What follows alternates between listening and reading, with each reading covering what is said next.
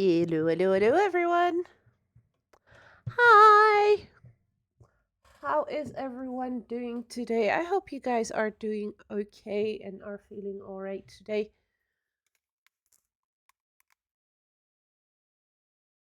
It's been 2 weeks since I streamed. I'm sorry about that. Was feeling a bit under the weather last week. Sniffles were really, really bad. They're a bit better now, so I'm happy to go back to streaming. I hope you guys are doing all right. I just had 2 amazing days filled with a GA conference, aka the Gaming Accessibility Conference, which is an amazing conference organized by some amazing people out of the games industry, where it's all about accessibility, how people made their games accessible. So it's actual devs talking, and then I'm not just talking little indie devs. No, I'm talking devs from Rare, so the guys behind Sea of Thieves. I'm talking about people from Bethesda, Ubisoft, all the big guys. It's really cool to be there and to be able to listen to them and talk about how they try to make their games as playable for as many people as possible. And I always learn about new games and new things there as well. There is some technical stuff that goes way out over my head when they start talking about actual coding and stuff. But honestly, there is so much other stuff that they also talk about it that it makes it worth for me every single time to attend online for free, which is also amazing that they offer that to learn about all these amazing new things. There were a few games that they spoke about like a bit more in depth. Some of those I was like, okay, these are really cool. I might want to showcase those. One of them, though, I'm not 100% sure yet if I should, mainly because of the topic of the game. It's called Wednesdays, and it's about a specific type of trauma that a kid can suffer from. I'm not going to go into much further detail because I know certain platforms they will instantly get rid of a video or anything that mentions the specific word. So let's just not do that. In one way, I'm like, ugh, why would you make a game about this? But then there was the talk about it where they explained why and how they went about it, and how they also made it accessible for everybody to play, or as many people as possible to play. And it really drew me in, so it's definitely a game I want to try for myself. And if people would want a link to that, make sure to hit me up on Discord and I can provide that.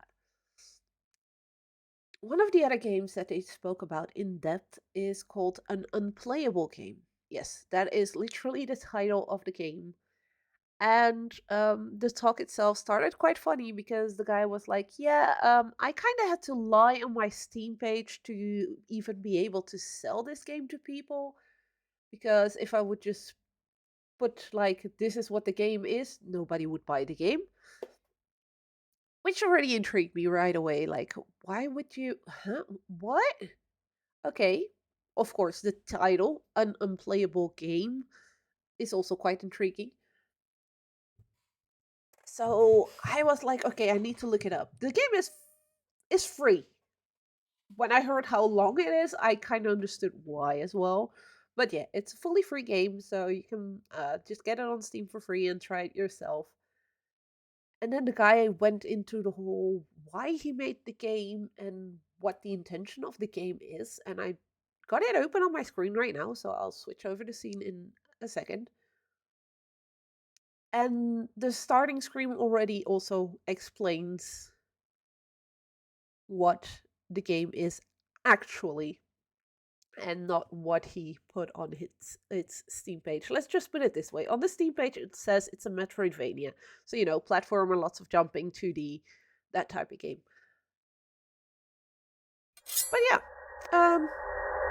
apparently there's more to this game than that. Attention, this game is not intended to be a simulation of disability.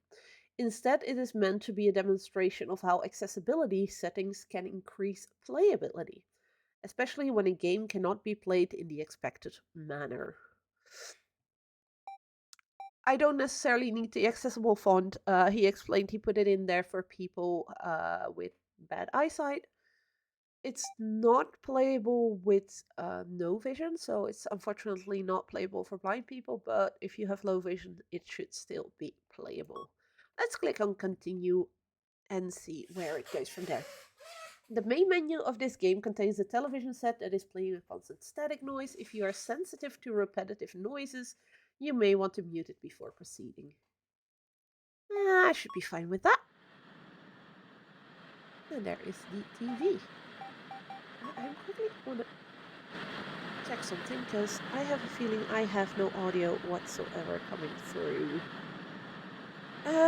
Give me 1 second. Do you guys have any game audio that you can hear?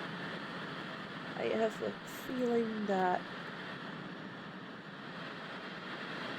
something is not necessarily working, or there is no audio on this for now. That's possible too.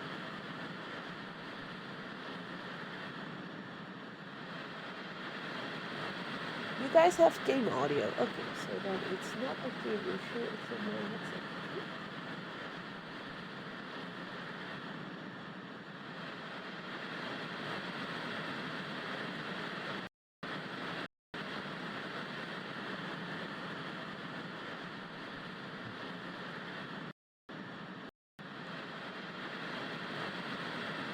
issue. It was indeed a my headset issue. Yay! Sorted. But apparently that's the audio sound that they mentioned. Gamepad vibration. Okay, let's close the settings and just let's start playing the game. So, what the guy explained, you can apparently play it with controller, or not. No, you can't. I can use my cursor, but that's it. So you have to use the buttons.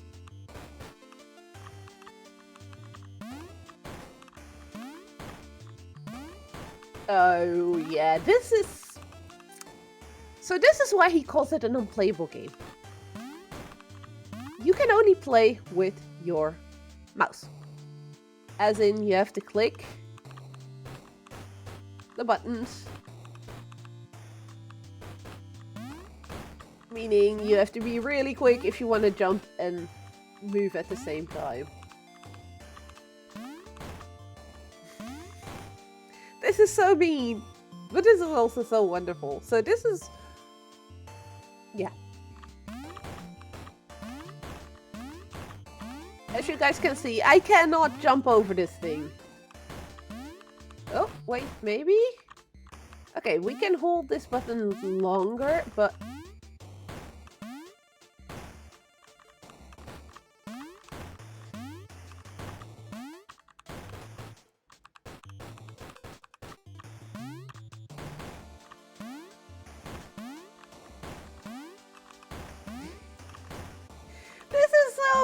Okay, I totally understand now why he called.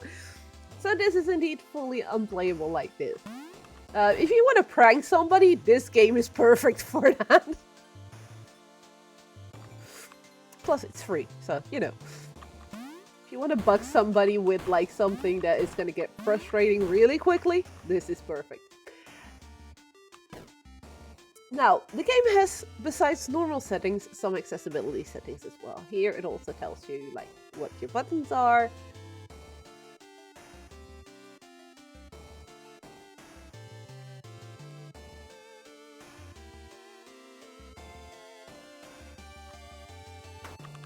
Oh, okay, so you also need to use these buttons.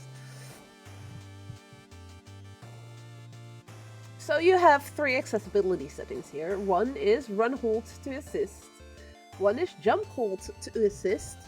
And the next one is timing assist. So the first one button toggles your running on and off. So basically, if you click the button, you'll start running in that direction. If you click it again, you stop. The second one does similar but for jumping, and the third one can only be put on if you have the first two on, where the time freezes unless you're moving with the D-pad. So let's just toggle the first one first. See what that does.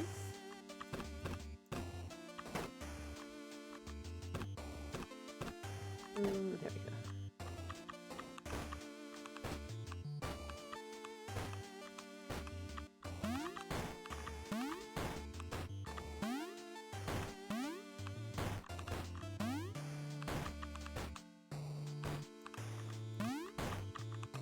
It doesn't necessarily do what I thought it would. It doesn't do anything. Down, down. So let's just put all three on and see if that actually makes the game a bit more playable.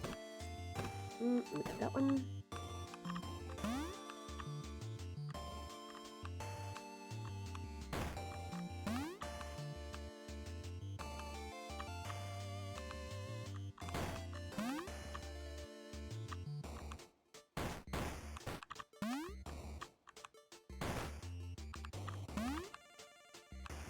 Ah, almost.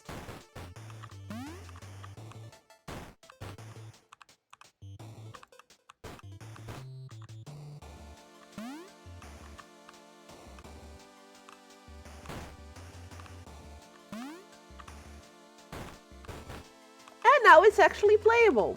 So, why he did this is because there's a lot of people out there that say, yeah, but why would I need accessibility controls? Don't necessarily understand why certain settings could benefit other people.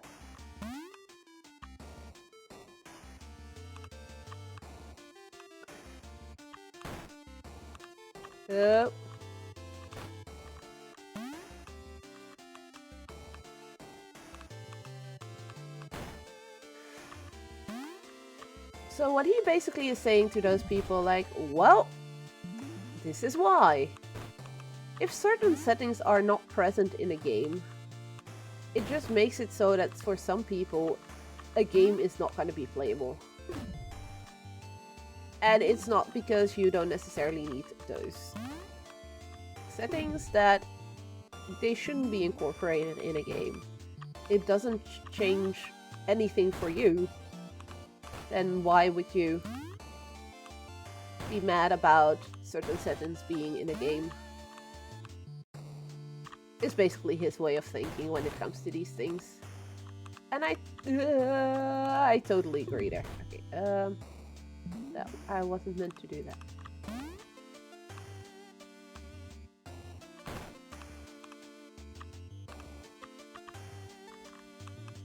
But by doing this, he basically turned the whole game into a puzzle game, which is kind of cool.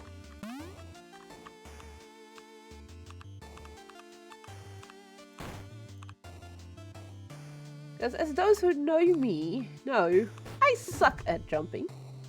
So this game might actually make it, if a jumping game would be like this. No, we want that one. That worked. Okay.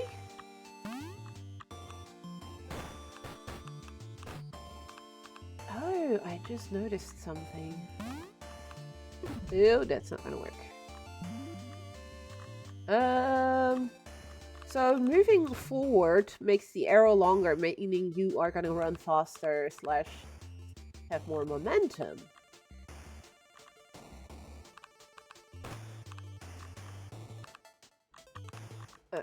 Okay, that's not it either. But yeah, by enabling certain settings, you actually make it possible for people to play the game. In this case, I still suck, as you can see.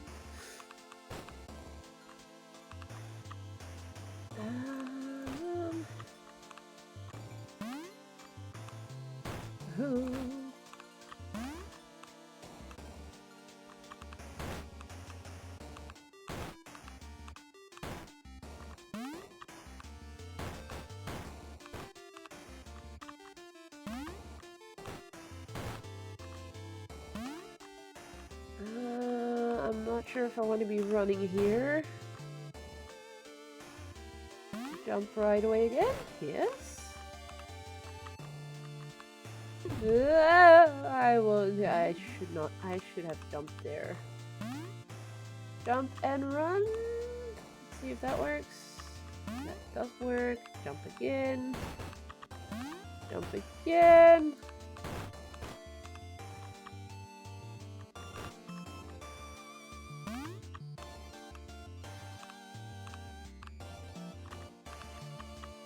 Am I standing on the ground? Ah! Well, okay, this is kind of funny. It's. Oh, I stopped moving, so the game was like, well, you stopped moving, so we are gonna stop doing things. That's not gonna be good enough, no. That's also not gonna be, so I do need to run here. And then jump.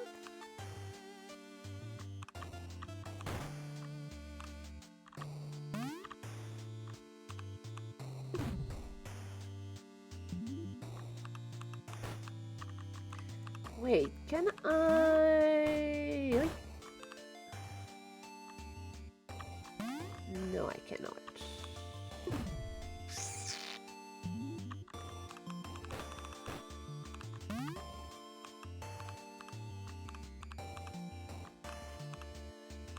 I can! Okay, I think I got it. This is indeed more of a puzzle game than it is a Metroidvania, and that was not what I meant to do. Okay. Let's try this again. So we run, we jump, but mid-air we start... Ah! Almost. So run, jump...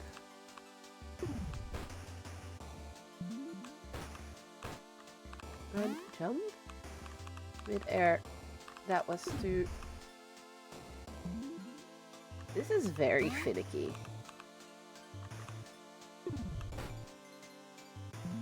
Luckily, they give you unlimited life, so, you know.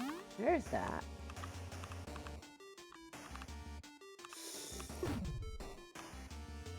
Almost had it there.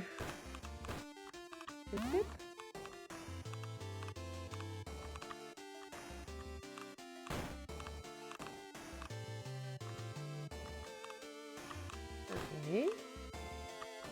Let's go back. Oop.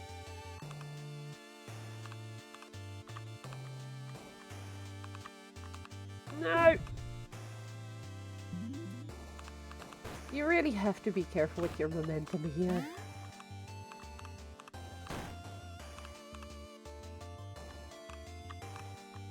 Oh, especially if that one is still on.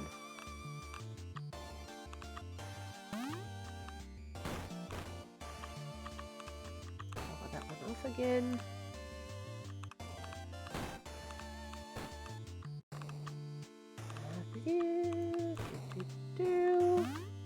Jump. Ah. Jump right away again. And jump right away again. You don't need to be running here. Okay.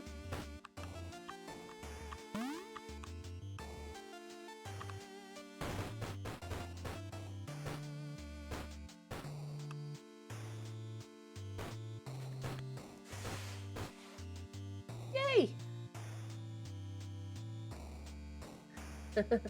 So, I just looked at developer commentary, which we're not going to watch because it's like 30 minutes. I don't think that's necessary to watch that on the stream. But it's basically, from what I understand, it's partially what he said during the talk at GA-Conf last few days. So his talk was on last Monday. His talk is actually also available on their YouTube channel. So if you want to see it for yourself and hear the dev talk about this game, you can do that there. But yes, he is just a small indie dev, and he does this whole thing on his own. And he tries to make his game accessible. He tries it every single time with every game he makes, but there's a lot of people out there that are always like, yeah, but that takes away, from your accomplishments if there's difficulty levels, or if you can tweak this or that or this or that when it comes to like achievements and stuff. And then the dev is like, yeah, but no. And I kind of agree with him. Like, sure, if there's an achievement to complete a game on hard mode, you have to complete it on hard mode. But if it's just for collecting or just simply finishing the game, what's difficult for me might not be difficult for you, or vice versa. And that's the same with accessibility. Whereas you may be able to use both your hands to play a game, and you want it to be more difficult because you have that opportunity, doesn't mean that somebody who only plays with one hand, for instance, experiences it at the same level of difficulty. For them, it might be a lot more difficult. So allowing them to tweak the gameplay in one way or another, so that they can also enjoy what I enjoy, what you enjoy, what we all enjoy. I think that's important to give them the chance.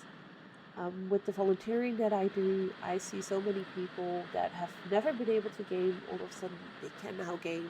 Smiles on their faces from them or from kids and their parents when they finally see their kids smiling with a big smile, because they can be just like their little brother or their big brother or big sister or whatever. It keeps showing me every single time at a convention that this is why we need accessibility in games. Having a conference like Game Accessibility Conference is so important for those reasons. Um, Last event we did, we had somebody coming over to us who was blind, and he asked for some pointers on, how can I do this or that? How can I, make my game more accessible? Not his game. How can I, as a blind person, play games? And we noticed at that point that our knowledge on that front is very limited still. So I got up all my courage and sent a message to this great guy called Sightless Combat. Let's see if my shout out thingies work.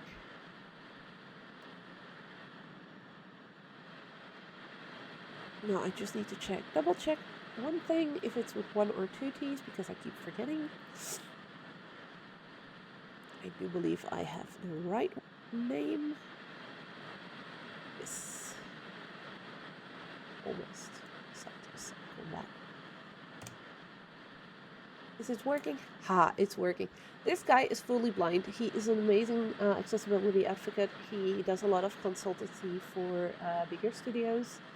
He is one of the reasons why Sea of Thieves is as accessible to blind and low vision players as it is.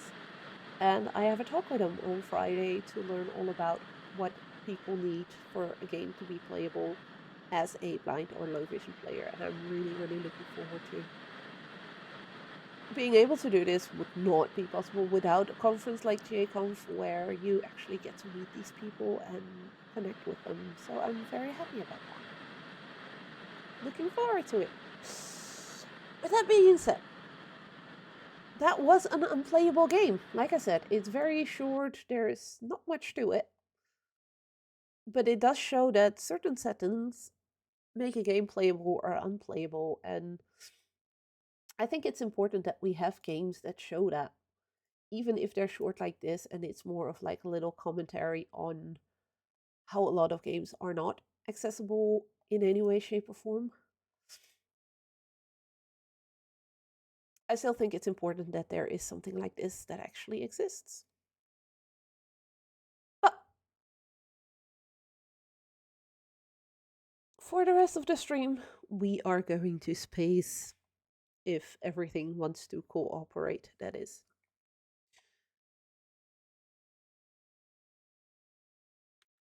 Because I can see stuff already lagging a tiny bit. I hope that's not gonna be. Um, did it indeed update that? Okay.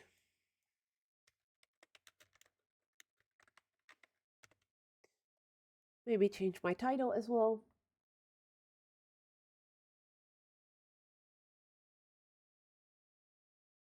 Yes, that's all updated. That should be noted. Why is my OBS being weird?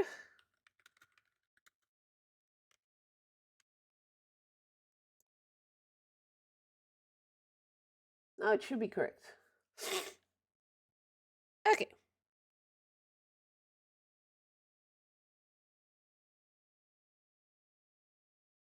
Yep. Yep.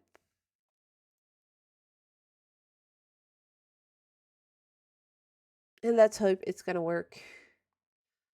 Because this PC is a bit on the older side.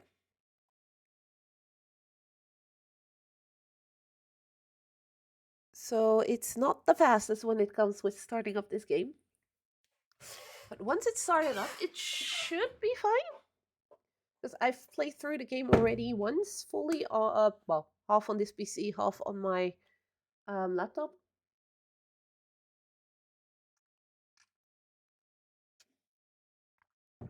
So I hope my PC is not trying to blow itself up or whatever, and it's actually just working. Oh, I'm seeing stuff happening on my screen.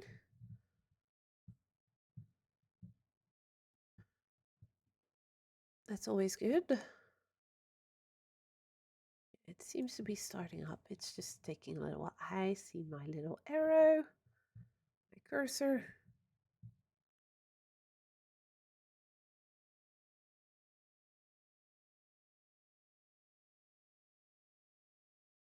There we go. I'm going to be playing this with controller. I've got my 8-bit do here. I was going to play it on my Proteus, but apparently the battery is dead on that one. So we're going to have to make do with the 8-bit do for now and keep the Proteus for next stream. There we go.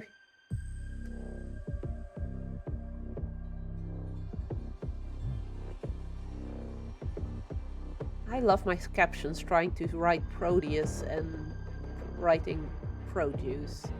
Thank you, captions.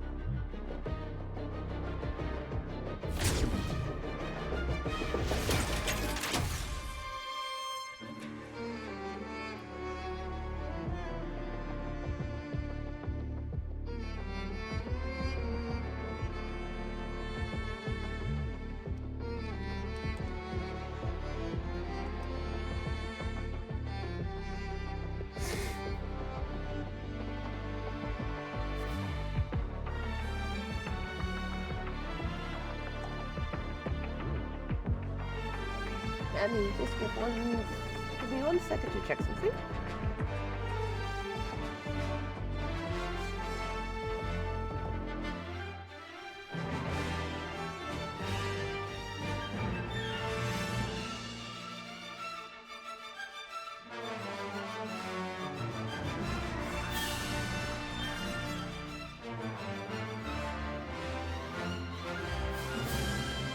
I'm loving the music of this game in case that wasn't clear.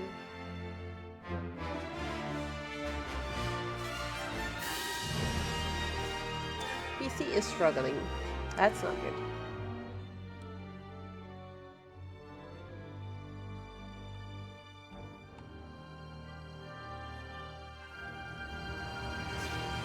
Come on, PC, we can do this.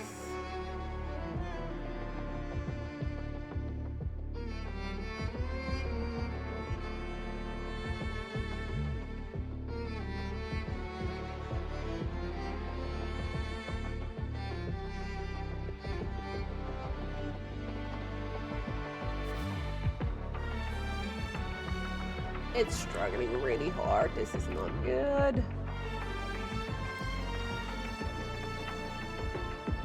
I have backup games in my mind in case this is not gonna work. But I was kind of looking forward to play this one again.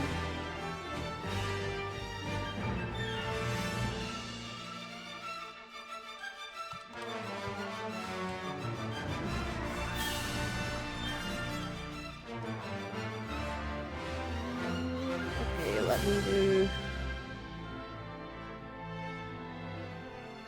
I'm gonna do a quick restart of the game, see if that... The moment you want to close a game, it starts working.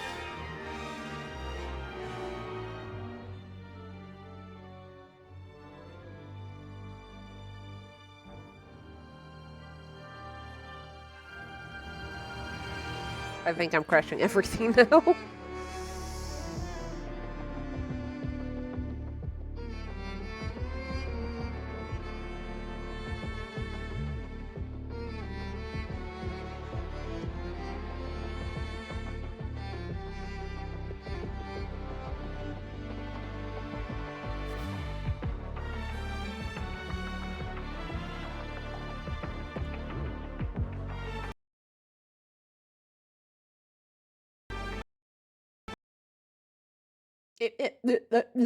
Yeah, I told you to close. Gonna try it once more. If it keeps doing that, I'm unfortunately gonna have to switch to a different game.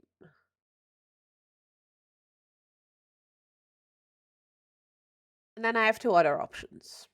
So, one of which I'm also not 100% sure if it's gonna work, because it's also kind of heavy, because it's a newer game. And the other one I know for 100% for sure that it's gonna work. It's kind of annoying. I can't properly test things like this off stream because it's I can have OBS open and the game open with no issue. I know that for a fact, but it's the moment you start actually streaming that it starts struggling.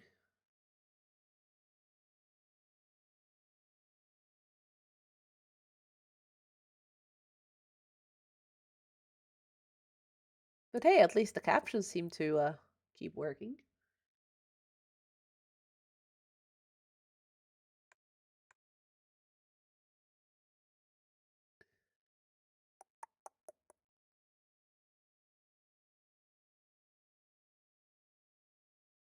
I feeling there's something else running in the background that shouldn't be running, but I don't know what.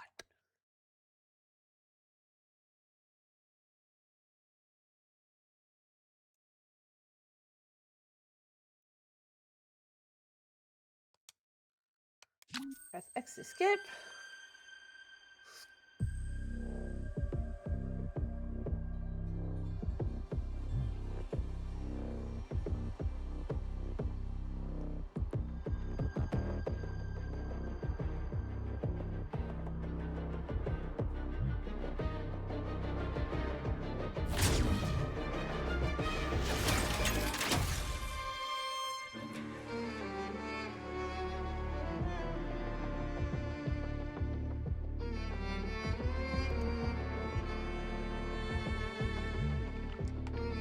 Ah, this is already going a lot faster. There we go.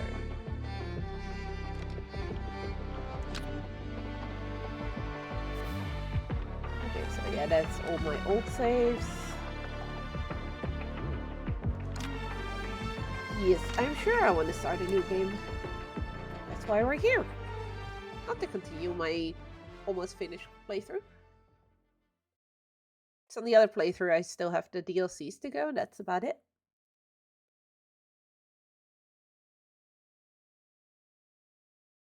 But everything seems to be working now, I think. I hope. Please let me know if it's very stuttery or anything.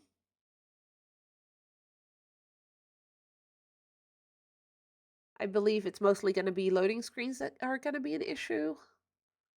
I hope the rest is going to be fine.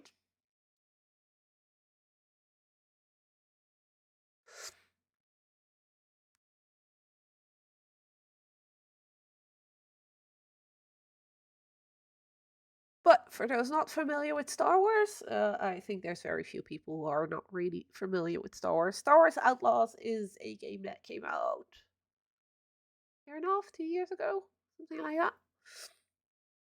And unlike almost every other single Star Wars thing out there, where it's about the Jedi's and everything, this game is not. You actually play as an outlaw, so a mercenary, gun for hire. Well, I can't speak anymore. A gun for hire. I said captions. Thank you for messing that up again. And well, we play as Skyfes with our buddy Nyx. I absolutely adore Nyx. I'm so jealous of the people that have a Nyx plushie. Because I know that, for instance, at Gamescom, they were giving those away. Oh, one of the years that I couldn't go.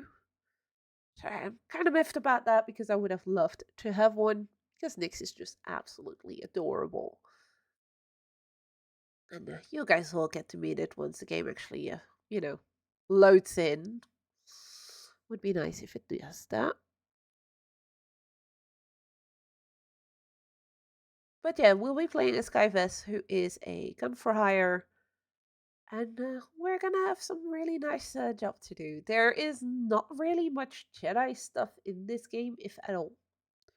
So if you're gonna think this is gonna be like the movies, where it's all about the Jedi's with lightsabers, all that kind of stuff, yeah, sorry to disappoint. This is not that type of game. There we go.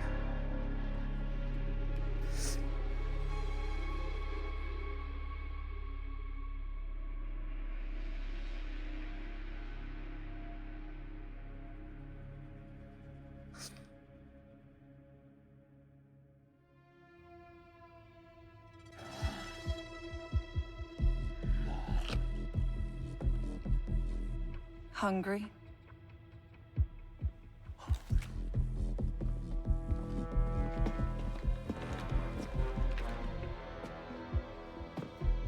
So, finally Zerek Besh is here.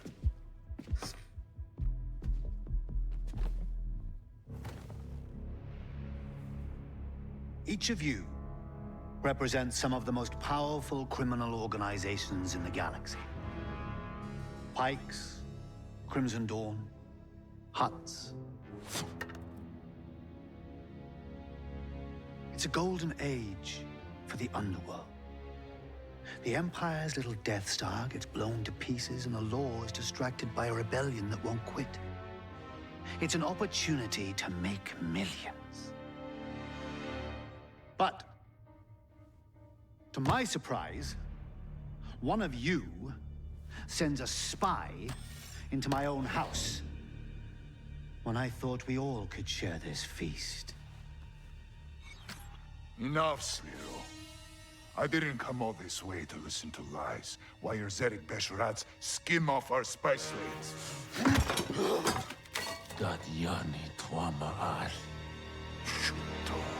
You know, my brother was heir to the family fortune. He's gone now. Do you remind me of him? You guy then. He always came first. Even at dinner. If he'd finished his meal, he'd just take my plate. All I could do was watch him chew. Go hungry. What is the point of this? If Zerek Besh wants partners, forget it. Been done. Doesn't work. Partners? Weren't you listening? I'm starving. It's time to eat.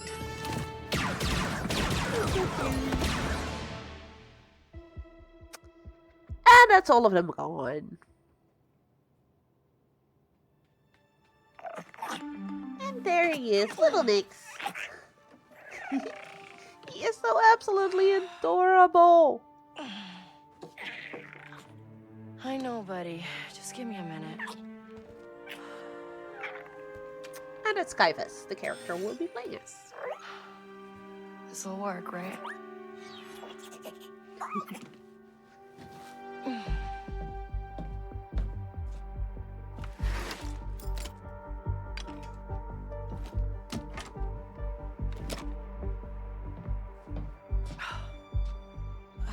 Tank Ferric.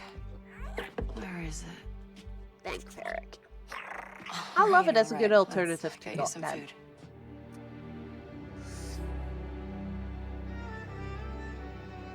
So, for those who are unaware, in the Star Wars universe, you have some underworld syndicates, the Pikes, the Huts, and Crimson Dawn being some of the bigger ones amongst them. They're not the only ones, there is multiple, but those are the most well-known ones that are also making appearances in some of the movies and the TV shows. While we as Little Miss Canvas, we are independent from all of them. We are just our own person, and we do our own little thing. Police scanner's quiet tonight. Hope it stays that way.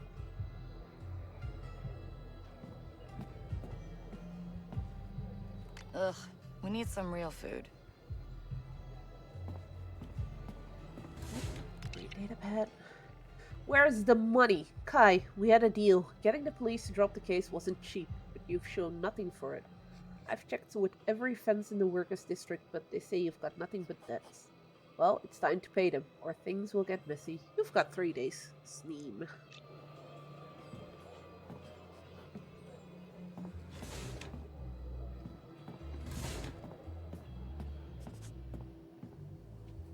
I would love to play this with higher graphic settings, but unfortunately that will definitely blow up this PC. So I'm sorry about that.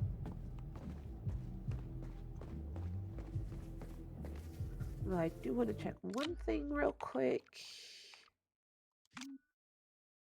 I think it's in video.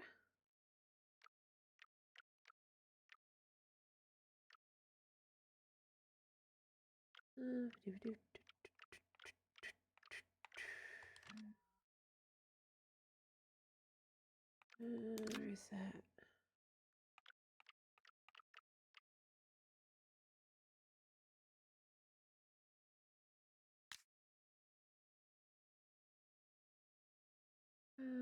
For what cameras?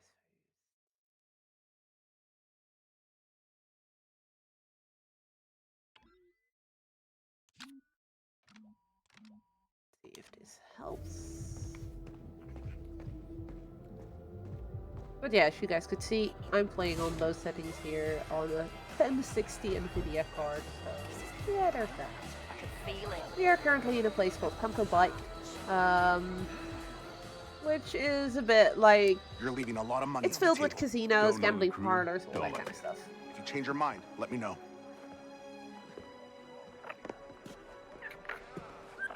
So, Bram, that for me? No.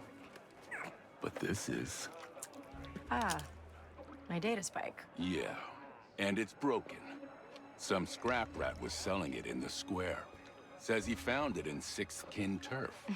And now you're gonna say messing with the six-kin is a bad idea. It's gonna get you killed. That's another way of putting it. You've got no crew, Kay. And you keep going it alone with high-risk scores that just go sideways. You want it done right? You do it yourself. I get it. You've hit some bad luck. Bad luck. I'm out of marks, I'm broke, and I live in an attic. Why don't you stick around the Broken Hoof tonight? Fix yourself some dinner. Let me set you up with something small, an easy hustle. Or you could just give me that job on your pad there. Nice try. Then I got plans. Take some credits. For the data spike. I'm good. Then I'll put it towards your rent. Said I'm good, Bram. So yeah, we're living above the cantina here. And our data spike, which we need because we are a splicer. Splicers are basically hackers. So broken data spike is not really handy because it's gonna get us into trouble. Not the button I wanted. This was the button that I wanted. Cantonica is the planet we're on, and Canto Bight is. This is a big city on this one. And yeah, Canto Bight is a city of contrast. It was built for the sole purpose of offering the greatest, most exclusive and expensive entertainment available in the galaxy. But it also contains a vibrant workers' district where thousands of people reside, making a living off the tourism. The city is constantly evolving, with new distractions constructed onto the city's forever cycle. So it's basically Las Vegas. And the Broken Hoof is where we live. Bram established the Broken Hoof after retiring from that year racing, and over the years it has become a popular meeting spot for workers district locals. Bram also uses it as a front for his work as a fence, and he will move goods and broker jobs for Kay and other associates. Kay rents a cheap space in the attic where she has a bed and the bare necessities. So this is where we live! Yay!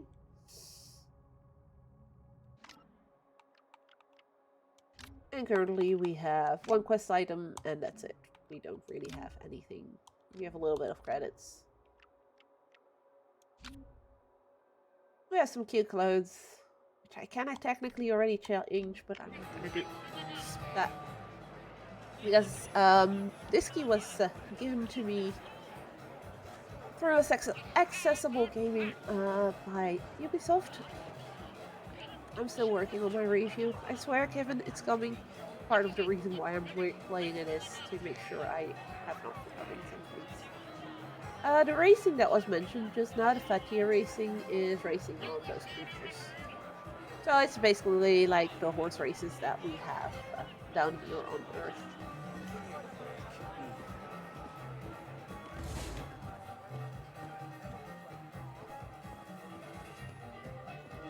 Is this the way out, or is this the way back up to where we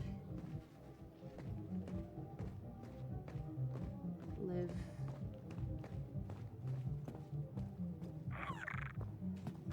This is the way back to our little place, right? Which basically is not, is maybe where we want to go, so we can fix our data spike. I've practiced enough. Time for the real thing. Okay, I guess not. I guess we were not supposed to go this way.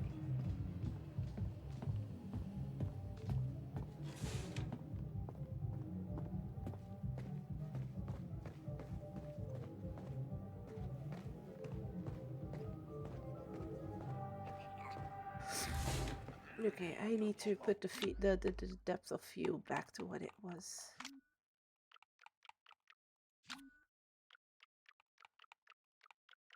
No.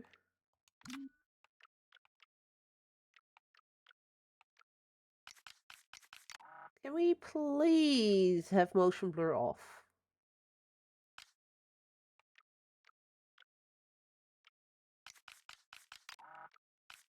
That was explaining why I was getting a headache.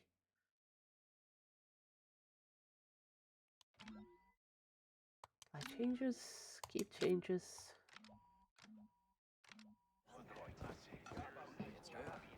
It's good. That's some. Hey, kid.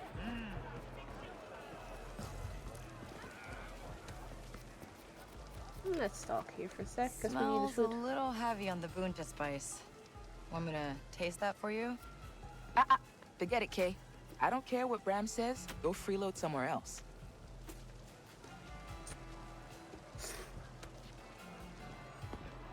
Sorry, Nyx. She's being a meanie.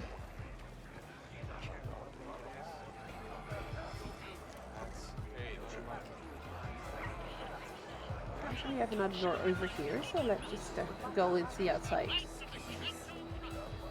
And as you can see, this cantina is definitely used for gambling.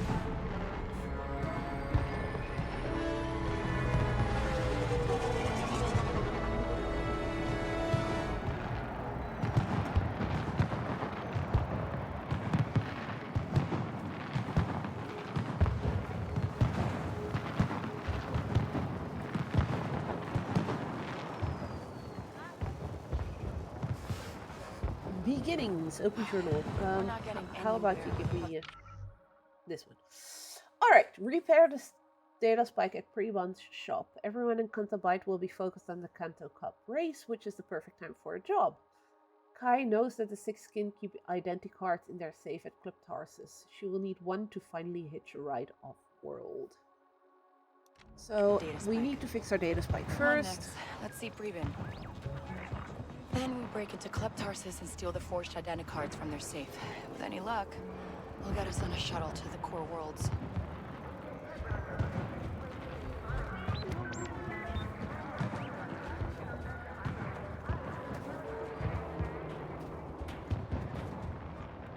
Hi, person. We can talk to him, so let's talk to them. What is it? It's the bill for the 3 Melura your little scud stole from me last week. Hey, you don't know that was Nyx? I only ever seen one of him anywhere. You pay up soon, or I'm turning him in. So rude accusing Nyx.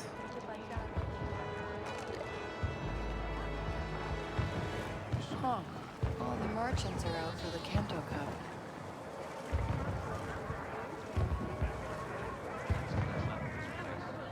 Six kid has done you the favor of setting you up with jobs. Shite this way. Next shipment's coming in. There's Preben. Use the left button on nearby available actions to quickly save.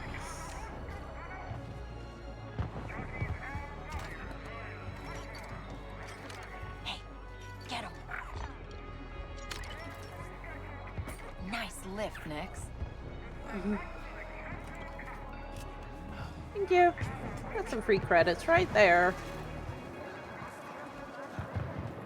I snuck into the track last night to watch him set up the cup. Unsee what I have in stock. They say they're protecting us, but who's protecting us? And I also love we can pet Nix. Yes. Not only Nix. If I remember correctly, this little guy can be petted too. Doesn't want it right now. I have a feeling we're going the wrong way. Need to be inside here, I believe. Yes. Preben. No patake. Chichi no gabetisa tukamna. Na 16 pint ut chituana uba japagoyama sif no lia club tasis. Come on. I just need my data spike fixed. Anji chusa tajis You need to stay kali. alive. Susa Why uba you rushing this? robadatis. Soon beach crispo. Because the forged identicards in that vault are the only way I get off this planet. I'm done with Kanto. Abakanto sati uba. Good. I love the mix of Only languages in options this I got game. here are sixth kin or prison. Aku an uba tinka sagutu utwata. At least someone like me has a shot at a decent score. Maybe even see the core worlds. Preben, you help me one last time, and we never talk again. Eniki, kutuba no majeche kopa. Pasabata jo peuba vipta jakrita. Well, we're gonna need some credits, it seems. Let's get some credits. We need 20 more credits. Well, stealing off one of those cards gave us 25, so that would potentially be an option. Button. If there's anything we can interact with? No, not necessarily. That's it. You want that, Nix? Good boy.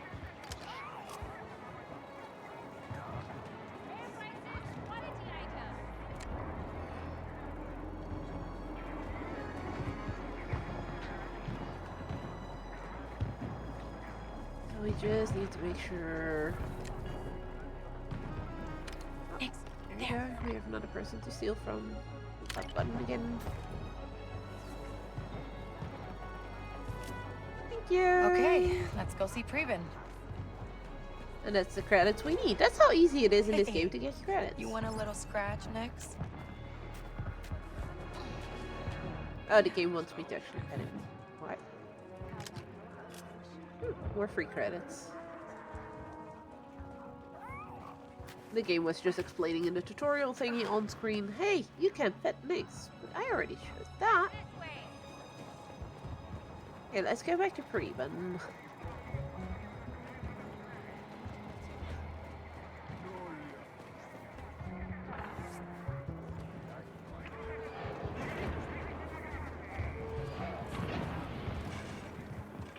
Alright, there we go. Okay, Preben, I have the credits. Wata. Chubakava biasa jebe chutpasa bata.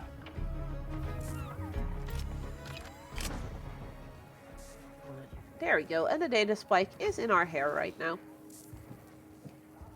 Also, this one should look familiar. It's a similar one to C-3PO from the movies. A protocol droid. All right, let's test it out.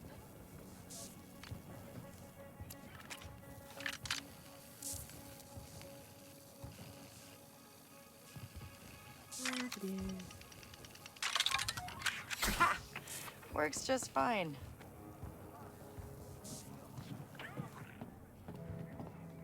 I do believe I've Okay, now we get that identicard from Club Tarsus.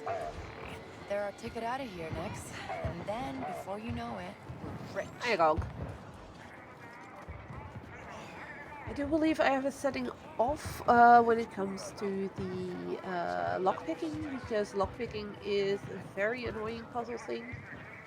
I just couldn't get the hang of it when I played it first time around, so I basically decided, okay, fuck this, I'm gonna turn this mini game off because it just wasn't working properly. It's with audio, so with rhythm, and it's always I'm either too slow or too quick, or there is something off about the audio. You That's know why it that's didn't work. sixth kin territory. Yeah, well, they chased me out of there. Dropped my credit clip, too. I have to get it later. Gotta give him a chance to cool off first. Get in there, Nix. Way to go. Thank you. Alright. Let's continue on.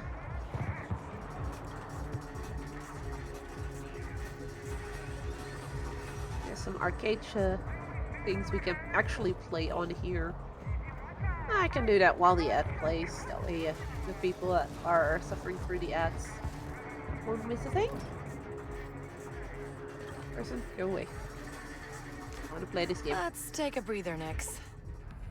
If I remember how to play, that would be nice.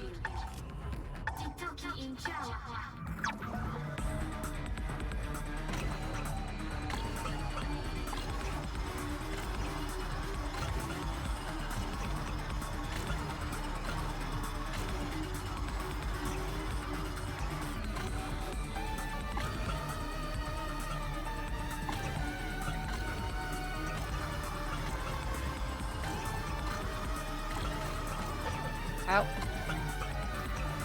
Whee. It's just a mini game within the game, which is kind of fun.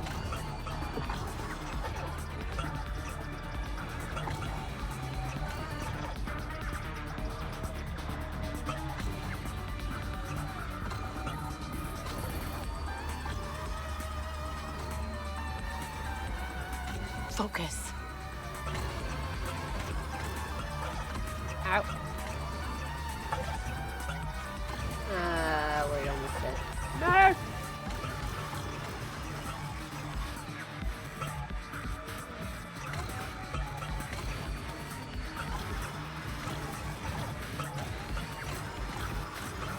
I've gotten better at this, to be fair. I don't think I've played this long yet. I can do this.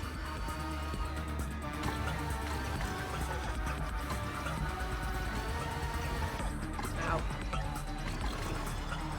Ah! Fuck. This is not going too well. That's worth celebrating. Right, Nix? It's not as bad as I thought. Yeah, the break is almost over, so let's Come on, exit buddy. the arcade. Break's over.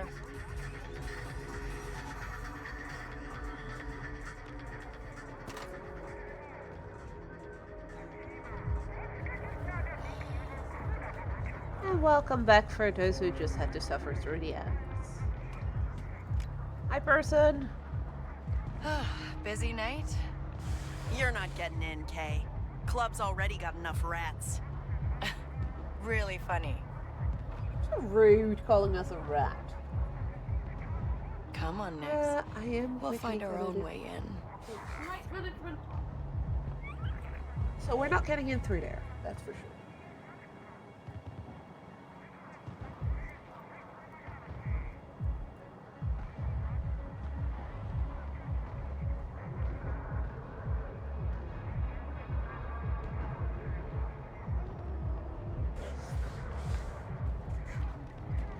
And we're gonna have to find our own way in. Anything else we can do with A subscriber has arrived on the scene. Aw, thank you so much, Meatball, and Good welcome job, to buddy. the stream. I hope you are doing alright. Very much appreciate the sub. What, you see something over there, little buddy?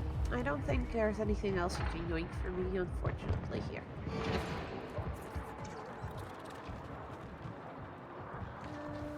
we get through here? No. Huh. Looks like we can fit through there.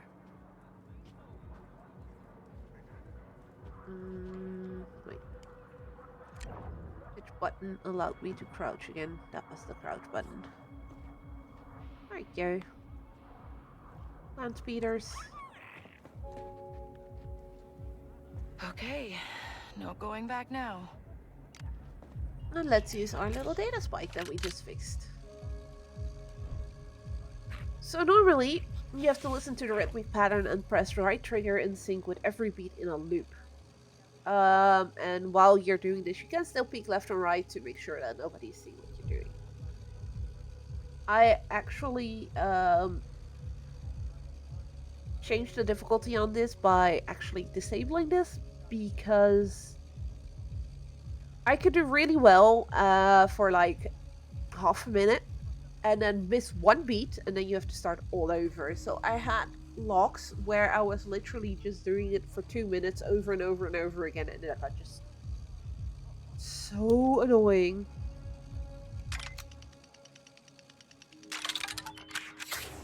That I made it all into easy locks. It was just, yeah.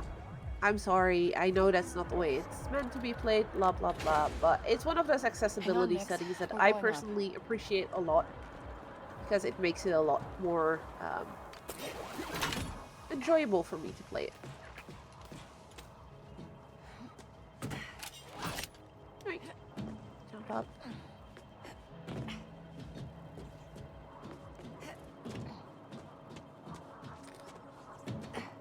For those of you who have maybe played Assassin's Creed, you will at some point start recognizing some of the things, because it's a Ubisoft game, and let's just face it,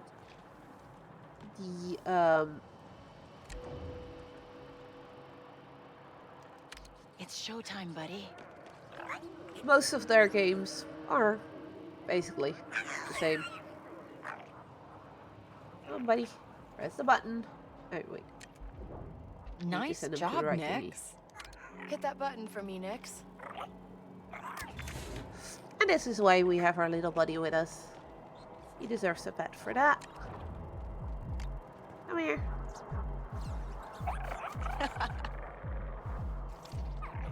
He loves his pets.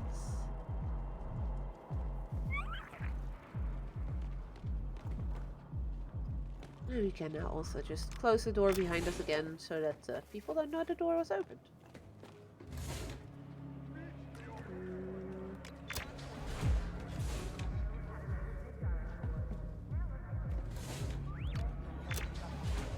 Yay, dirty toilets.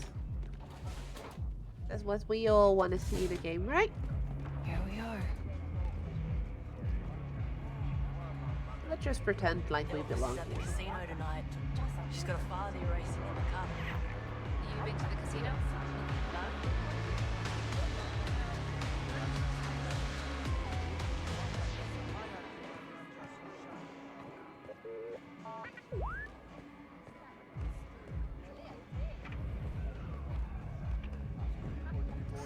Okay, so we need to go find some identity card.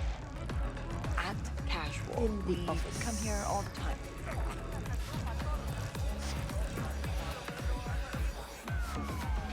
We're close. The identicard is in the boss's office.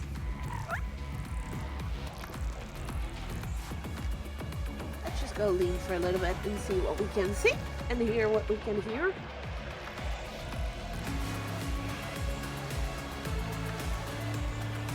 Leaning allows you basically to look around for a bit. In some cases, leaning against a wall in the city, for instance, can give you a quest that otherwise you would have missed. Let's go, Nix.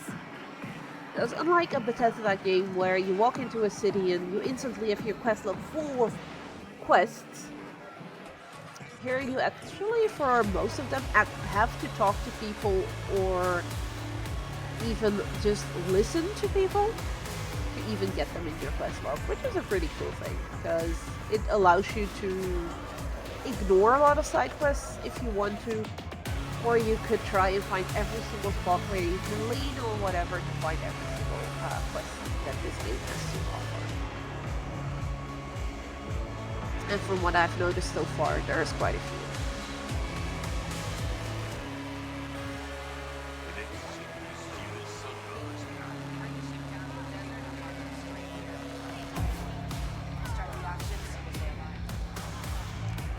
What can I get Hey, you? person. A way into your boss's office? I owe Gwen some money. Want to make sure she gets it. Not gonna happen. Varel's on duty tonight, and no one's getting past him. He's a real sleemo, huh? Yeah, he only cares about two things. Easy money and fast speeders. Just bought himself a brand new T-85. Let me guess. Won't shut up about it? Loves it more than his mother. Not gonna get you a drink? Nah, think I got what I needed. Thanks. Did Nyx just jump over? Yep, Nyx just jumped over there.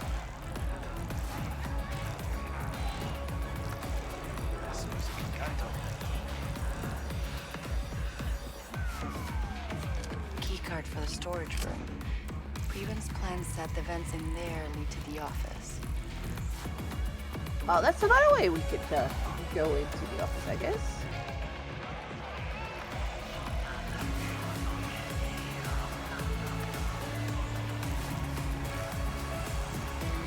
Let's just leave here for a little bit. If that does anything, or is it also just looking? That's just looking at people dancing and the band playing. Although, can you really call it the drummer something that plays the drums?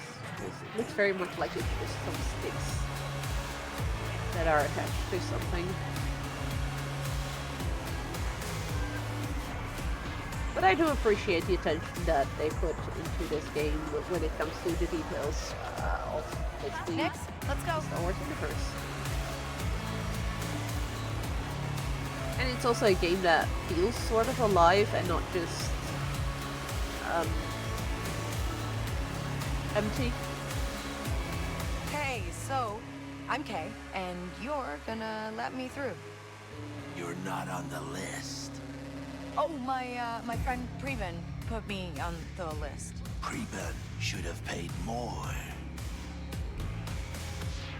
That's just... Hey, you know anybody who owns a T-85? Yeah, that's my ride. Nice speeder. Some scrap rats are outside trying to jack it. What? Get out of my way. No one scraps my choga. I just got it modded.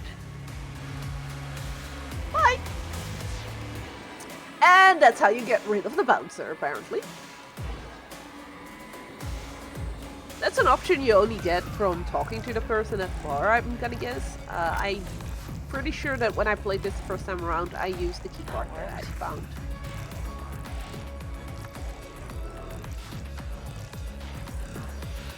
Let's close the door just to be sure.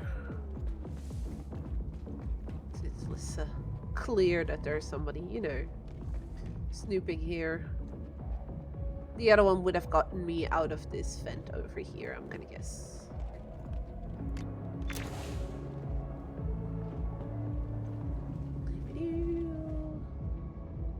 Let's be stealthy! Or as stealthy as we can be with a Nyx that just, you know... Nice one, pal. Nyx can be used to distract enemies in this game, which is pretty cool. So you can send him ahead of you and basically go behind enemies, stand there, distract them so they turn towards him so you can do a stealth takedown from behind. Which is pretty nicely done. Okay, let's pick that log, grab the identicard, and disappear. That wasn't really necessary game.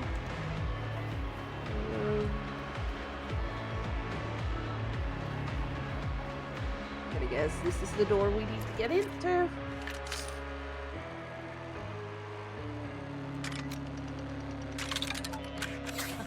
Look at that. Here they are. Oh, come on, Preben. Your plans didn't have a pressure switch. Hey, Bass! Get them! Okay, I guess we are now onto a point where we need to be shooting. Theric! This is bad. They're not letting up!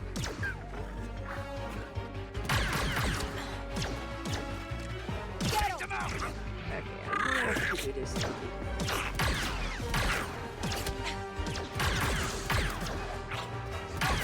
I suck at aiming, as you can see.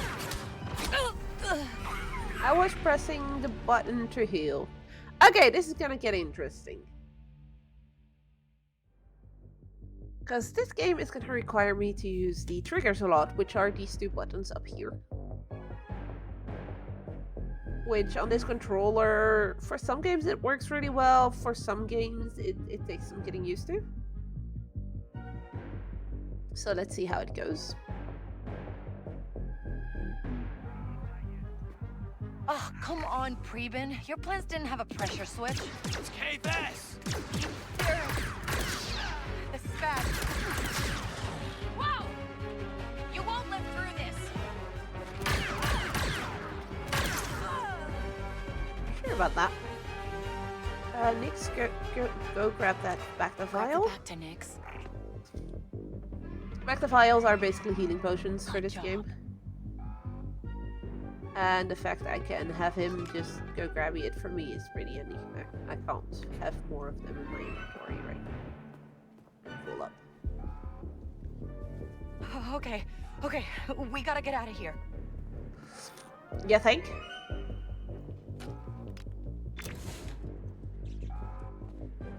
Let's go sneaky sneak. Try to be as stealthy as we can be.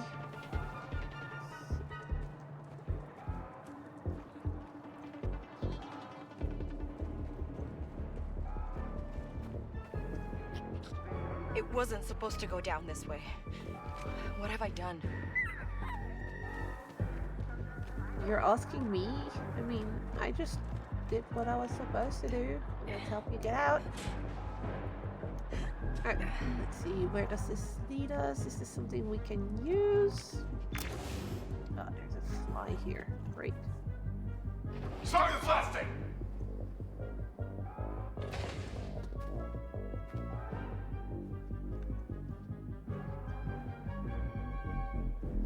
Can I use Nyx to distract him?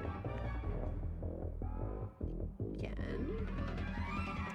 Need a distraction, Nyx. Never seen one of those before. I can sneak up behind. Bum bum. Bye. And this is why we love Nyx, because he's very useful. He's actually a useful sidekick. Okay, Nyx. Let's try to stun them. It's over, Kay. Oh, so.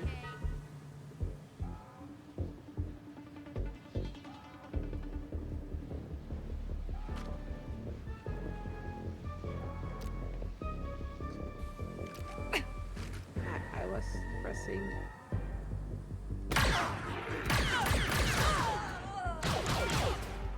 Nyx, hide!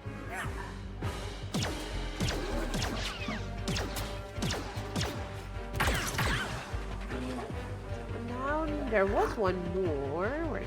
Where are they?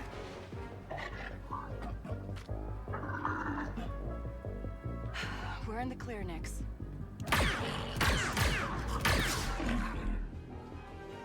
Well, we weren't really, because there was still an enemy down there. Really not the time to eat, buddy. Nope, definitely not. So,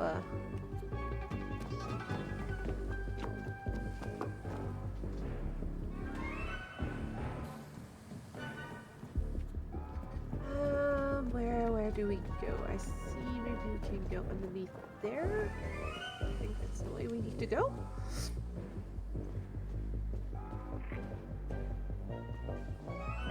let's close it from the other side.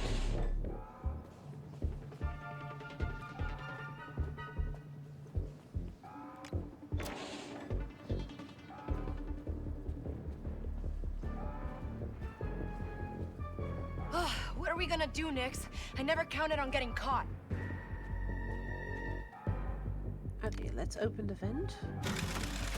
And crawl in there. And see where that leads us. Hopefully somewhere into safety, somewhere outside.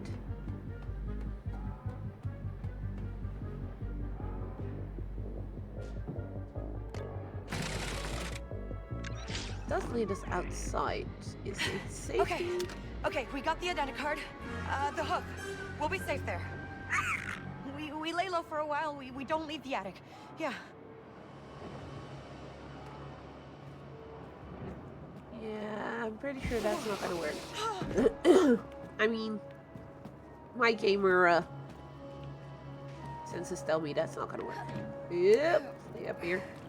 Yep.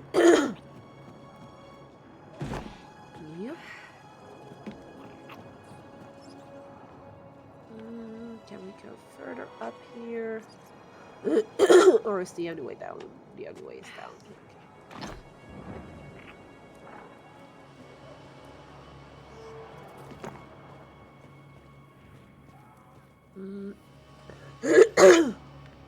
Wait, that window's open. So let's see. It's down.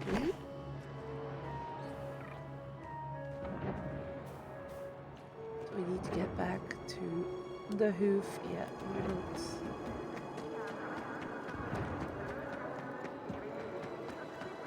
Come on, back to the cantina. It's the only place we'll be safe.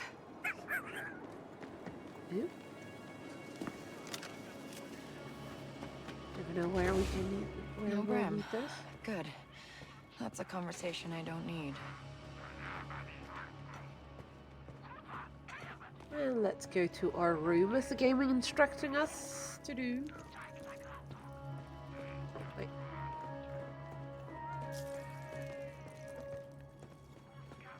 Was it this door? Oh, that's this door. Let's go up, up, up. And then pretend we never left, right?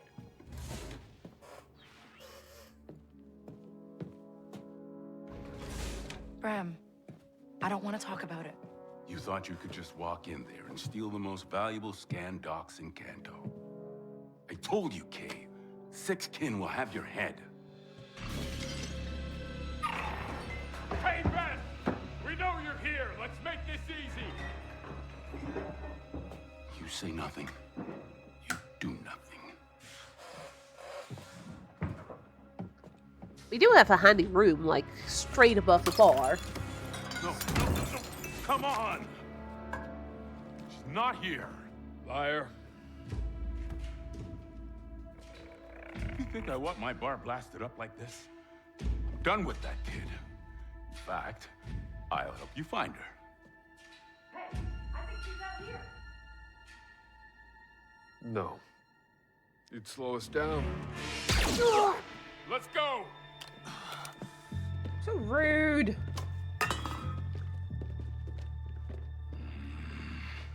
At least they didn't kill him, I guess. Just shot him in his leg. Bram, It's nothing. your leg. It's nothing. This is a new crew. High risk. Whatever it takes, you finish this job. Score alone is enough to buy you a damn shuttle-off world. It's what you want, right? Time to go, Kay. For good. That's the data disk he didn't want to give us earlier. He was like, nope, don't know this crew. We're not going to send somebody there. I'll come back. No. You won't.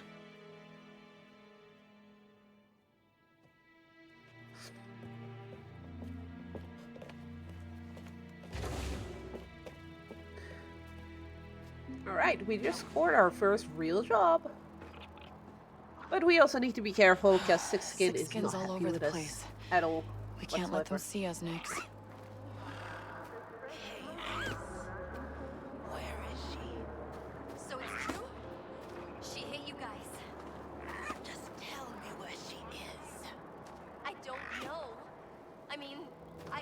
that she has that place above the cantina.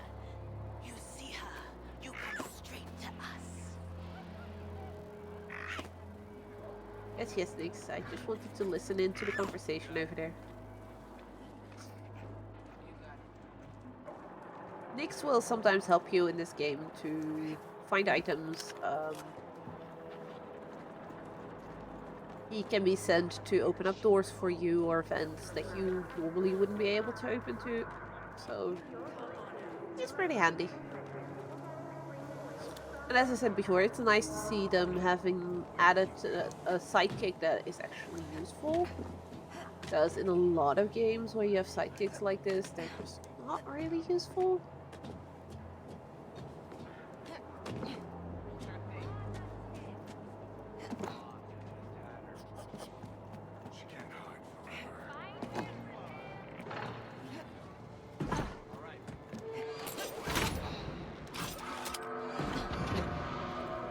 Alright. We do have to be careful still, because, like you saw, Six Skin is looking for us all over the place.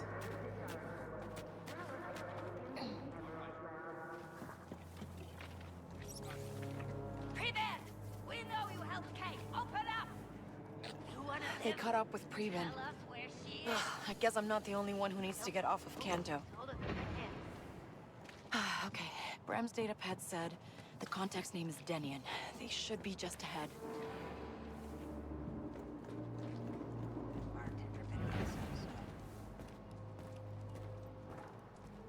Alright, let's go get our first job. Mount up. Where are you from?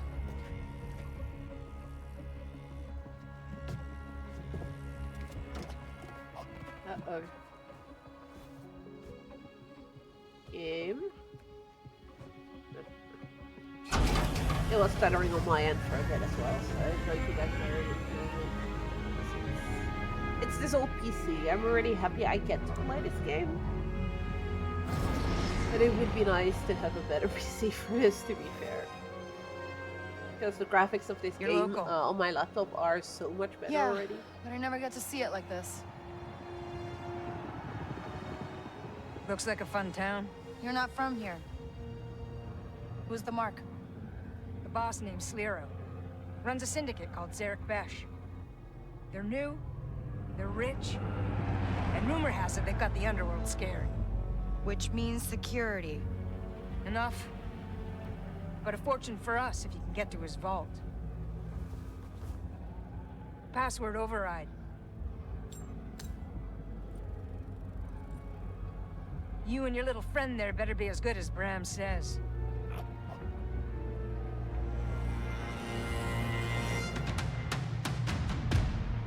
So, remember the guy we saw at the start who was killing people from Crimson Dawn, the Huts, and the Pikes? Yeah, we're stealing from him right now. I'm not sure if this is a smart idea. Go make us all rich. But that's what we're doing. It does mean that this is indeed a job that would pay really well for a, Denian, how are we kicking this off? When you're in position, we'll attack the main entrance. Your job is to sneak in, disable their security, and get to the vault. You guys don't mess around. When you hit a crime boss like Slero, you have to mean it. There. Okay, so we need to break into the mansion. Which way do we need to go for that?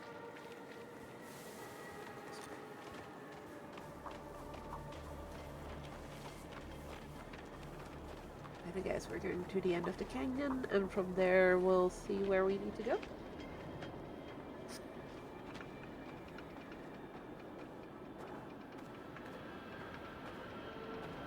But I must say, this game has one way or another.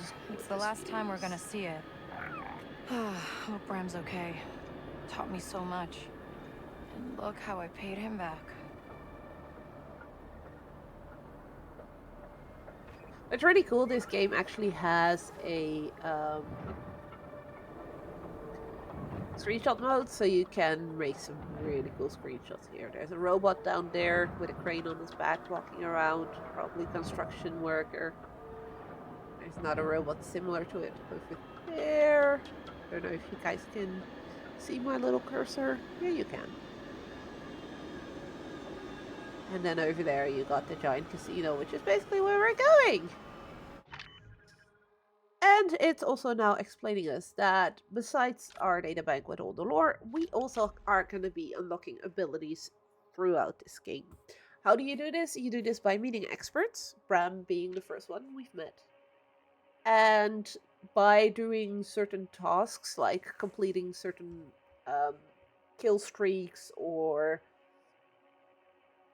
getting certain materials or using certain skills X amount of time, you can unlock new abilities with these experts. Right now we only have Bram, so we can read his bio so we know who he is.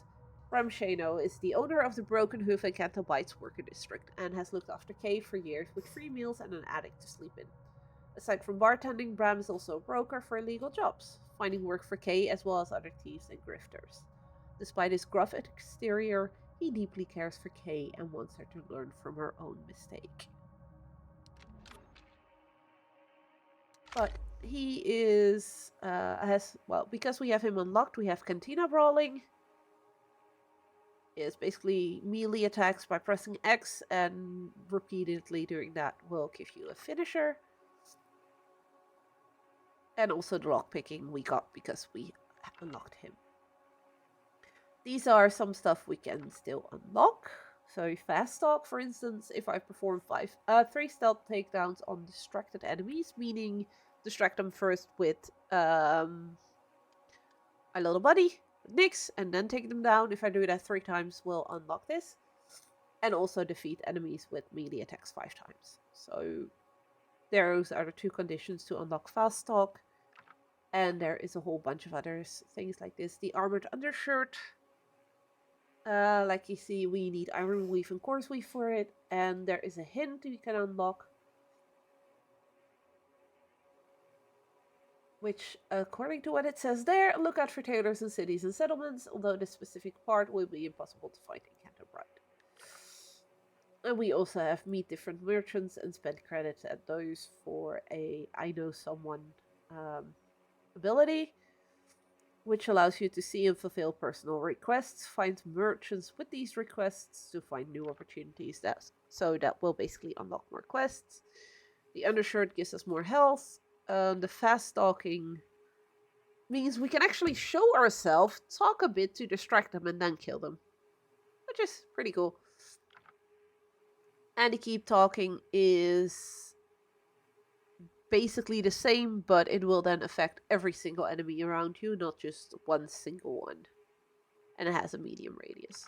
So things like this will be unlocking over time while playing the game. And you don't necessarily need some of these, but they're just really nice to have, basically. I think I can swing across.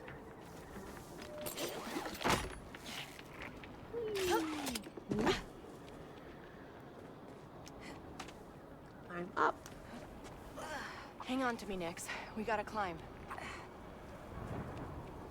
I find it funny that she's like, hey, Nyx, hang on to me, because I know later on in the game, Nyx will just climb higher things like that on his own. Kenyon, I see a tower up ahead. Could be my way in. You're the thief. We're in position and waiting.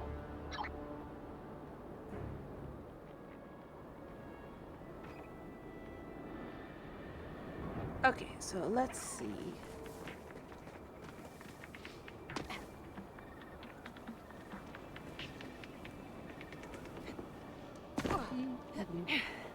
Don't look down, Nyx. No, I want no worries.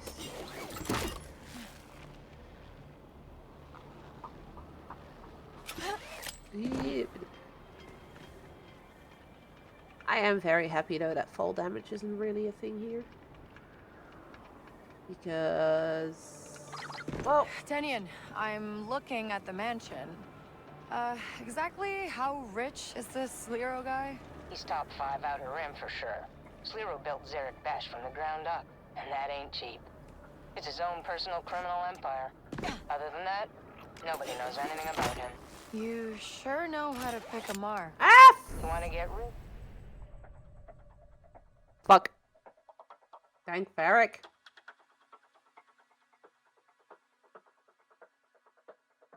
I said Dank Varric. The captions don't get it. Oh, you gotta be kidding me. My game just crashed.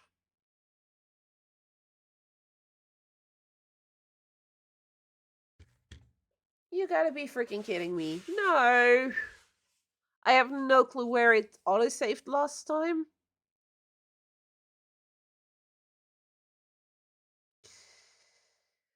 I was afraid something like this could happen.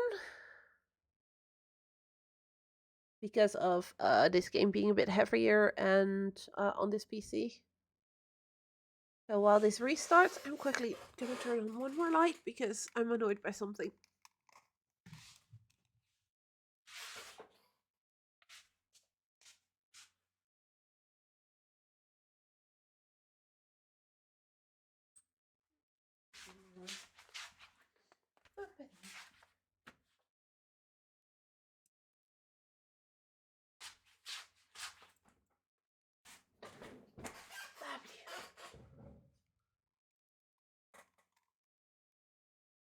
Okay, this is odd. Why is it during the logging in thing?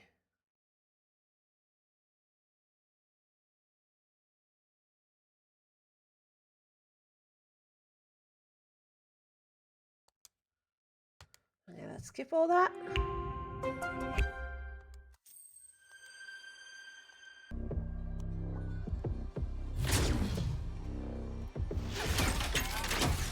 Okay, let's try this again.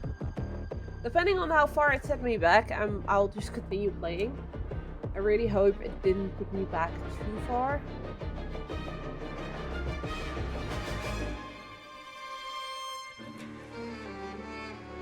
And it is a more or less modern game, so it should autosave regularly. It's not like if I would be playing Diablo 1, which, to be fair, might be fun to do at some point on stream. I play Diablo 1, then 2, then 3, then 4, but some of those are really long, so I would have to see how to do that. But Diablo 1, for one, is one of those old games that doesn't autosave, which I learned the hard way the last time I played it.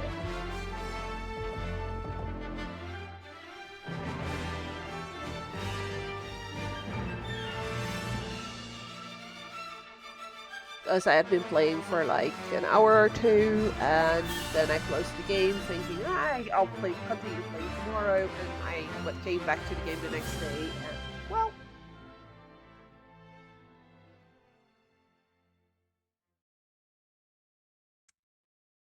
my save was not there. I am afraid that, again, this loading is gonna take a while. Well, let's just hope that it doesn't take too long.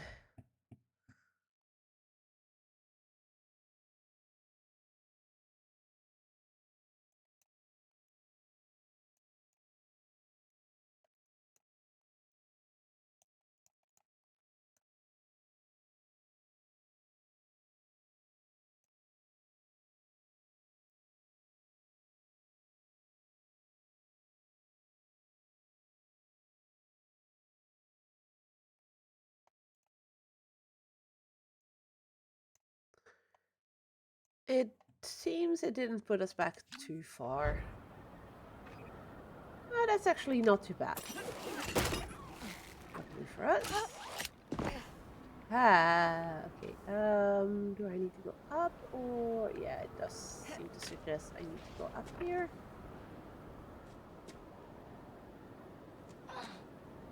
Or down? Wait, I am going down. Okay. That works.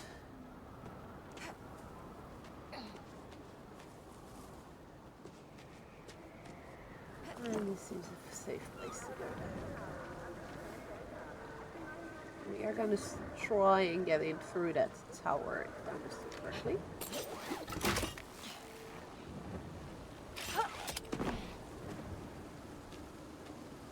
Why is this game making me do jumpy jumps like this? I do not like.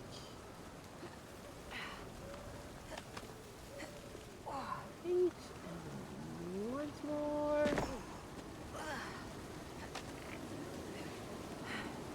You still with me, Nix?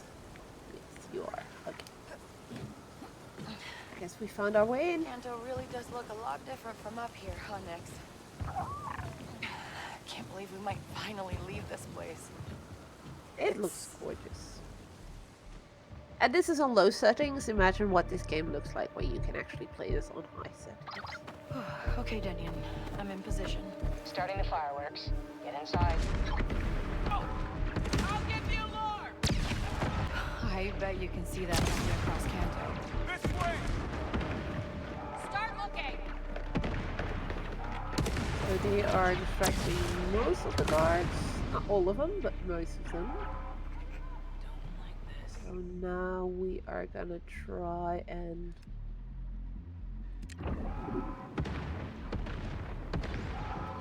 There's one over there. We need to stay out of sight. It's that we do. Let's try to be sneaky about this. I need to get their attention.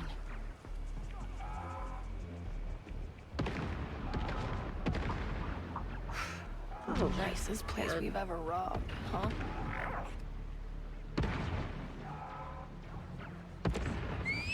What's that? Okay, let's see if we can take this guy down sneakily. Definitely something.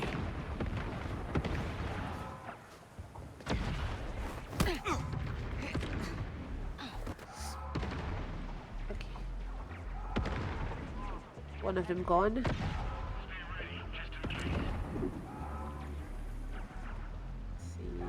Do we see any more currently?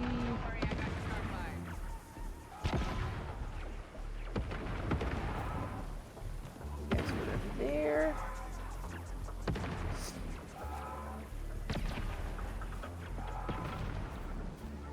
I know it's not an Assassin's Creed game, but you can basically play it as one. You can actually be really, really stealthily here.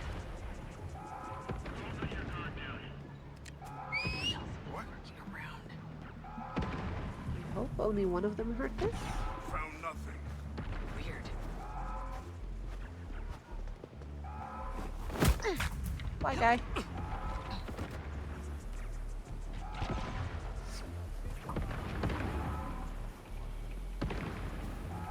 I'm itching for a Huh? I'm stealthily hidden here again.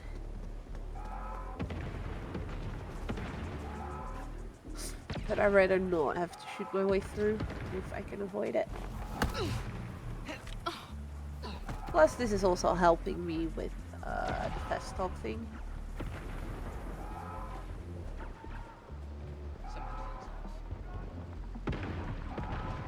Nah, everything's fine. There's nobody roaming around here, any breaches or anything. Do you see any enemies? No, we do not. Do you want to risk faulting over here? What am I forgetting? Nope, we do not want to do that. What was that? I do hope this means they're gonna come down the stairs and not over the... Okay, they are indeed walking to the stairs, so we should be able to do this. Weird.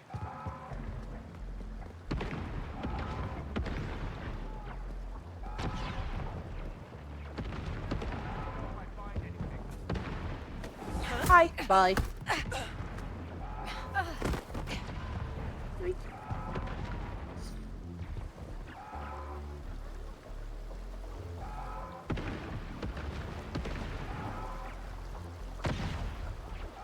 There's nobody else here.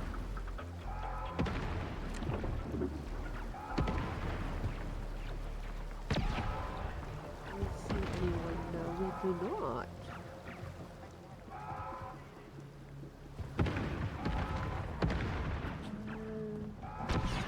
door is that we need to get to. We do not have any grass here to hide in. So we're gonna have to do this differently.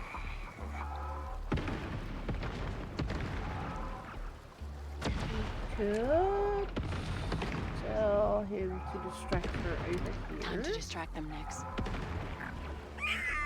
Looks strange. Where's Something's the not right.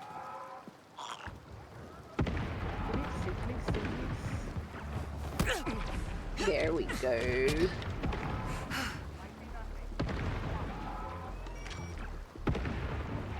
And that's why we have Nix, our wonderful little companion.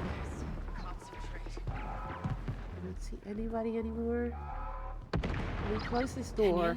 I'm in. Oh. Take the turbo lift. It's the most direct way to Sliro's vault. Okay, my health is currently fine, so I don't need the back the vials. From what I can tell, yeah.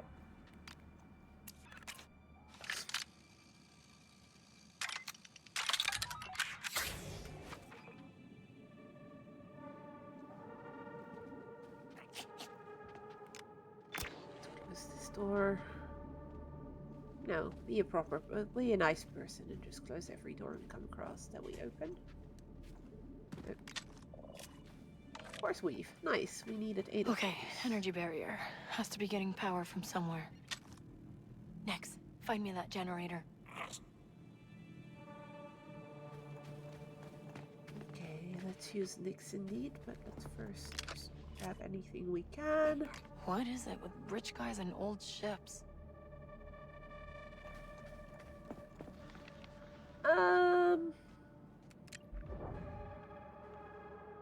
Do we see anything besides this door that could be used to unlock?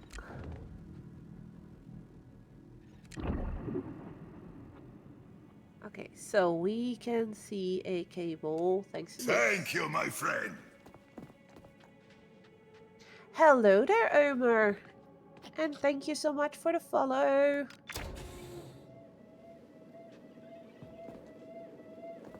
And welcome to the stream. Okay, let's turn this annoying alarm off first. That should do it. Pick up whatever this is. Ooh, bunch of credits. Credits are always good. I do not like the sound of the alarm. I really do not.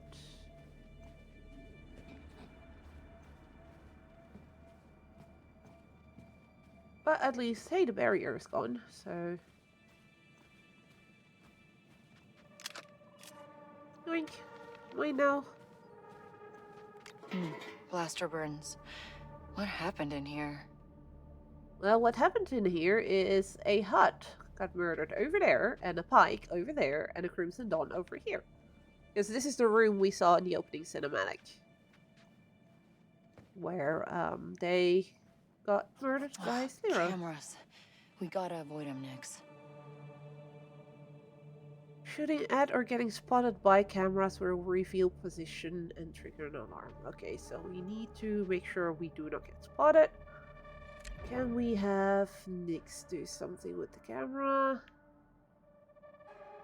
Guess we could maybe distract the camera with Nix.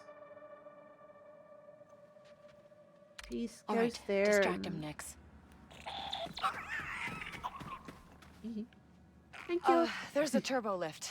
And of course it's got a barrier. And not just a barrier. This was supposed to be secure. It is. Whoever it is, they won't make it past the front gate. Has anybody sent a message to Sliro? Trust me, he knows. Trust me, he knows. I do not like the sound of him knowing that we're here. Is he not supposed to know that we're here? Okay, so one of them left. Should give us a chance. Oh, wait. Let's not be dumb. Let's not get greedy. Let's just use the fence. This game does give you a lot of different, at least 2 options in a lot of cases on how to deal with things. Like, I have the vents right now, or I could have gone up the stairs and potentially murdered or at least incapacitated some of the other people. Let's use the data spike over here. Again, I know this is supposed to be a rhythm game thingy, but I just couldn't deal with it. There's people here. Just stay at your post. If they call, I'm going out there. Sure, hero. I hope you are well. I've heard good things about this game. Is it good in your opinion so far? This is actually my second playthrough. I got this game thanks to Kevin from Accessible Gaming. And I loved it the first time around. It's a typical Ubisoft game in some ways where there is a lot to do. It's an open world RPG set in the Star Wars universe. Stay a while and listen. As many icons all over the map as you do with, for instance, Assassin's Creed games, because a lot of it here is more your own doing if you have a lot on your map. As in, there is quite a few side quests besides the main quest, but a lot of them require you to actually go talk to people or eavesdrop on people to unlock those, to find out that those things exist. You will have some space flying, fighting, and everything. I'm not the biggest Star Wars nerd in my my friend group. I think that would be my best friend who is the biggest Star Wars nerd. But I must say I did really enjoy the fact that this game takes you to some of the planets that you might know from Star Wars movies or series. So there's a lot of things to pick up on if you're a big Star Wars nerd, but even if you're not, it's still, in my opinion, it's very much a fun game. And hello there, Mayhem. You played it as well. Yeah, I already played it once before as well. I didn't stream it the first time around, but this time around I am streaming it. Oop, that was maybe not the smartest move. Okay, we need to distract. Next, Distract. It's showtime. Buddy, distract him. Never seen one of those before. That was close. But in my opinion, it's a really good game. And Omer, I know you personally. I've seen you in real life multiple times. I'm gonna show you something. One of the most amazing things about this one is the accessibility settings in this game. There is presets for gameplay, cognitive, colors, vision, and hearing. So if you activate these, it will basically activate a whole the difficulty. It has some presets for motor skills, like auto perfect cooling on, Nix prompts off, always sprint on, those kind of things. Camera presets, and then you can still go into the settings themselves to then fine tune it. So there is a lot of accessibility settings in this game just baked in that you can play around with. If you're not all too good with figuring out the settings yourself, you can just pick one of the presets and then just see how it feels.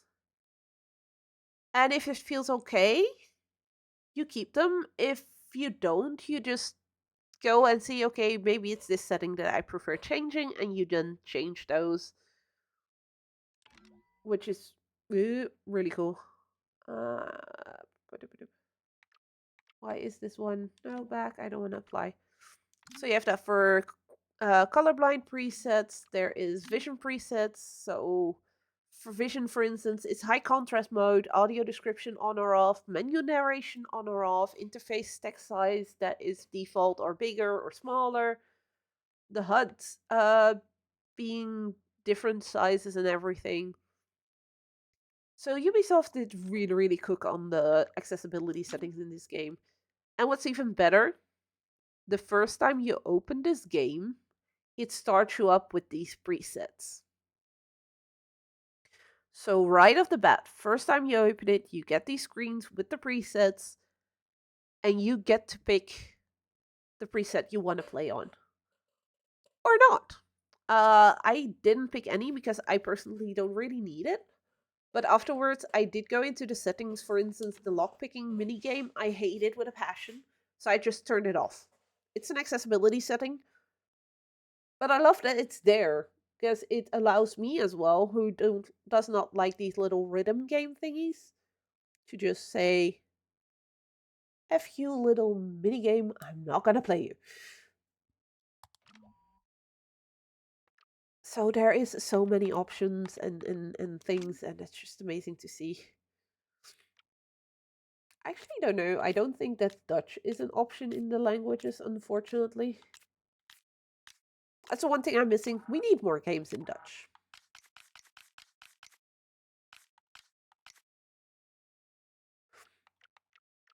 But even this the fact that it shows you these previews on the side of how it's gonna look for like the text of the caption, the color of it, and everything. It's just amazingly well done. Is it perfect? No, and I know for a fact that from day one there were definitely issues with the accessibility of this game, but over time they have definitely improved. I still kind of would want to see somebody like a Sightless Combat to play this. All right. Okay, we sabotaged an alarm. Oh, crap. What was that? Nothing to see here. Could have sworn.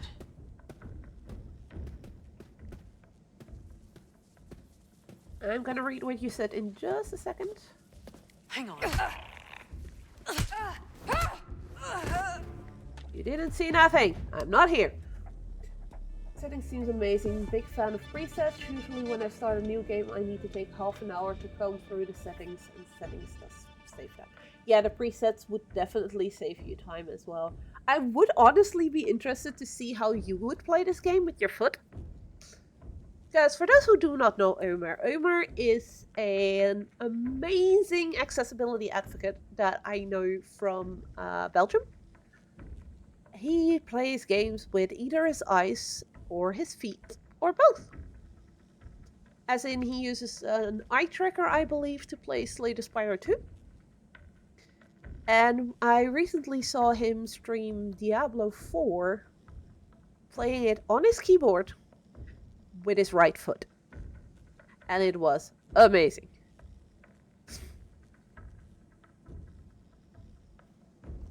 I've seen him play Spider-Man 2, I believe it was, at FACTS last year as well. Which was even more fun because at some point we had Spider-Man cosplayers standing behind him, like looking amazed at how he was playing the game. It gave us some really nice pictures.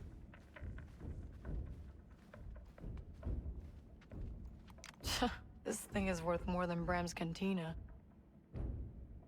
Gamers will always find a way. Yes, definitely. And if they need help with that, that's why we have organizations like Accessible Gaming. You'll add it to your ever-growing backlog catalog. You don't want to see my back catalog. One, it's my wish list of, I think I'm nearing like 400, 500 games on Steam that I still want to buy and play. And then I still have a bunch already in my library on Steam that I still need to play. So I get you on the catalog backlog. Yes, I know, I'm crazy. I just love indie games, you know this. So if an indie game interests me, I'll put it on my wish list, and I may not in the end up buying it. But I know how wish lists really, really help game developers. Because the more wish lists they get, there is certain thresholds that they have to reach to become more visible on Steam. So if it's, for instance, a studio that I love, that I know, like Maracas Games here in Belgium, for instance, I love their games. Well, I love the previous games that they made with their previous studio. I love the people behind the studio. So if they bring out a new game, even if I may not necessarily play it myself in the end, I will put it on my wish list because I want to support them. If you can't necessarily buy a game yet, wishlisting a game does an awful lot, especially for indie devs who do not have the budgets to do giant promotional campaigns. And in those cases, a wishlist doesn't cost you anything, but it does help them out, because your wishlist can be that one wishlist they need to get into the next bracket where they'll get more visibility from Steam. Yep. Let's open this vent and see where it leads.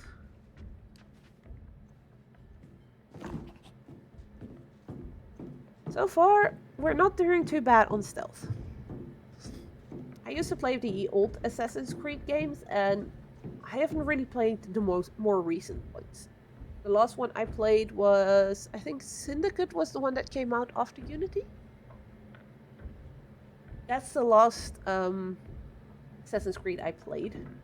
And I feel that the stealth in this game, which is not technically a stealth game, feels better than the stealth that I was used to from Assassin's Creed.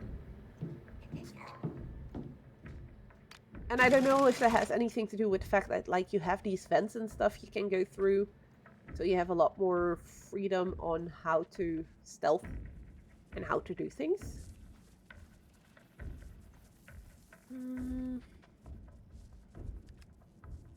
Wait. There's no more enemies in this area, right? I see some stuff we needed to...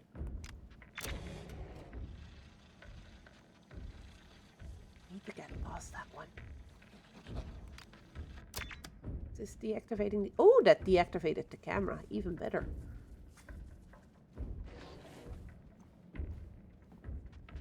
I heard something opening or closing. There's a person there. There's a person there. Okay, so, you go distract over there. Nix. Never seen one of those before. I love how he pretends to be dying. Hi. Bye. Alright, man. Have a good night.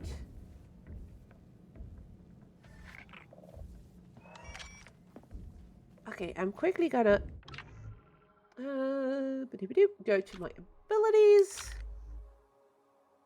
Because we just unlocked... Yeah. My PC is struggling with this game. We just unlocked the fast talk ability.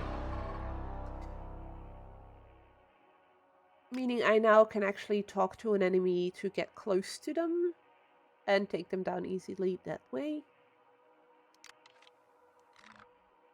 And it also means that I can now start unlocking this one, but for that we need to use the stun shot on enemies that are distracted by us fast talking. Which is an whole other can of worm. Because I honestly have forgotten my stun shot, where that one is.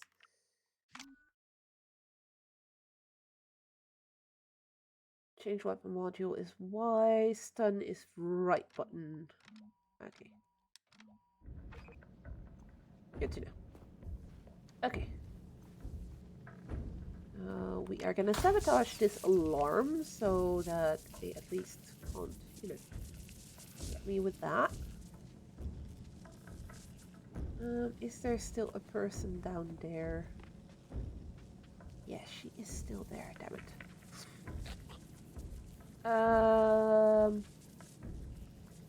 We are indeed gonna want to use Nyx for this. Nyx, put on a show.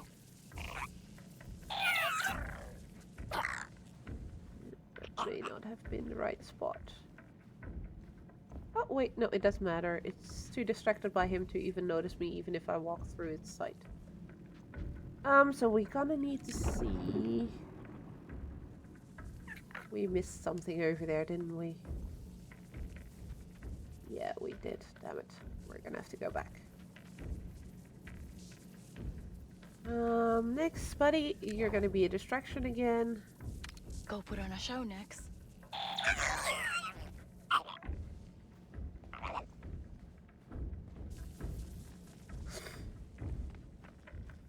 We have missed something over here.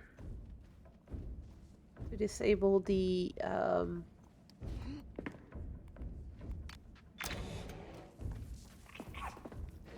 we sabotaged that, we sabotaged that. And around here.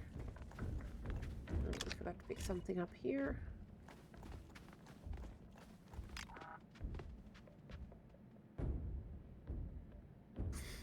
Used to play the old AC games too, but there was always a point where I couldn't continue, like this chase missions. I used to get save games to play the end game. Yeah, it sucks when they have some parts that are just unskippable, and that will then block off other people from finishing the game. Down. It's one of the things that I appreciated, for instance, with South of Midnight. Definitely still one of my favorite games that came out last year. They had a setting where you can skip chase scenes and where you can skip combat. So you could, in settings, set a button to skip those. Meaning it wouldn't automatically skip them. You would still have a chance to do the fights or try the chase if you wanted to. But if then after a few tries you were like, yeah, no, I'm never gonna get this. Yes, I don't have the dexterity, or because I'm just not good at the fighting, or don't want to do the fighting. You could just hold, I think it was a press hold function, so press and hold the button for X amount of time, and then it would just skip that towards the next part of the story or next area where you had to go through. And I really appreciated that. I didn't use it in the end, because for me it ended up being okay. Next, need a distraction. But I can definitely see how it would be very useful for some people that they can actually get the choice whether or not you want to skip those scenes, and or if you want to try them and then skip them. And it's a very interesting way of doing that, because it would allow, for instance, someone like you who might struggle with some of the chases. Yeah, just more Zarek Bash. A lot of the chases was like wall running and jumping to another wall, and then do some more wall running and running to another wall while something was chasing you. And I struggled with that. Whoops. Hey. Keep moving, Nix. They're headed for us.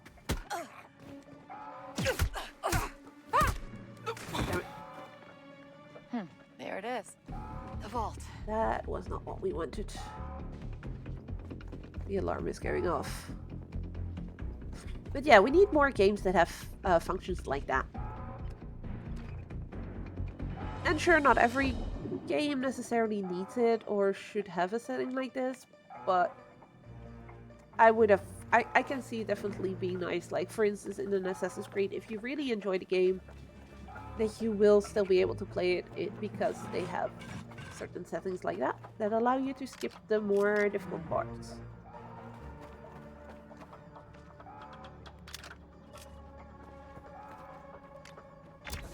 No. Why am I closing doors I need to get through? Nothing here. Ooh! Cleaner. Something good? 100 credits. We can definitely use that for something later on.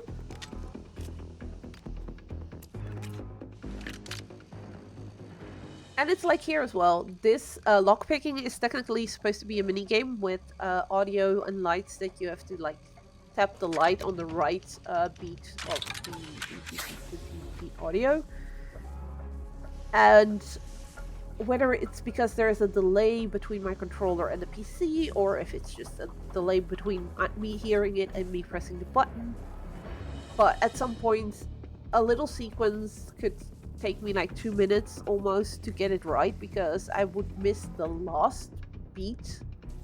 And then the game would be like, okay, now you have to start all over again. And it just got frustrating. Because some of those were a bit on the long side. And this game actually allows you to just skip those.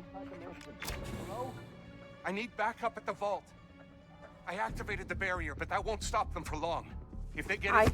Bye. Shut up.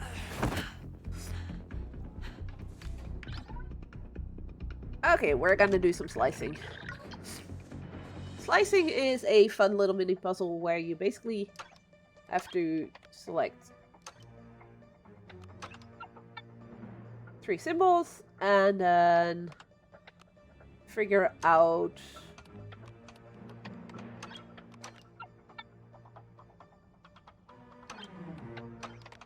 which order they go in. And that sometimes goes wrong. But you do have a little bit of grace. Like, if you get it wrong the first time, it's not an issue. Second time, you're sort of fine alright as well. But after a third time, alarms will start going off. Okay, Danyan. I disabled the security. You got a clear path. Get to the vault. We'll clean up out here and meet you inside.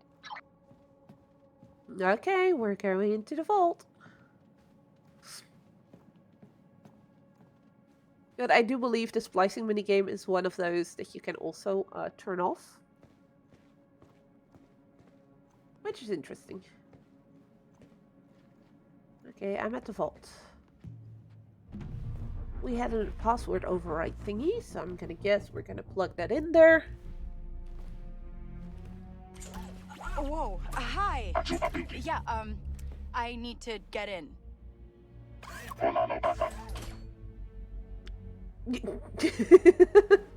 Denyon, I'm at the vault door, and there's this droid. You've met the TT-8L. Good. Password is Grandio Cha. Of course it is. Hey, come back. I know you're in there. You're in there. Grandio Cha. Hello?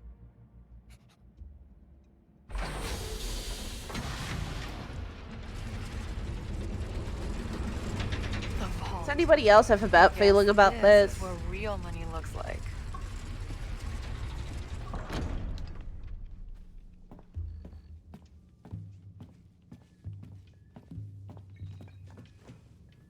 Let's get it open.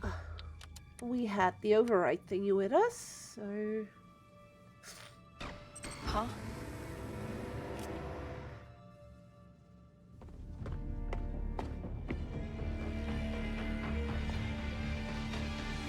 And there's no treasure chest. What is this? Where's my cash? Use a hand here. I did everything right. The code was good. Asara, did you find it? Asara is a spy that we saw in Stories the about Slytherins are bash. opening sequence. They're all true. We've got to go.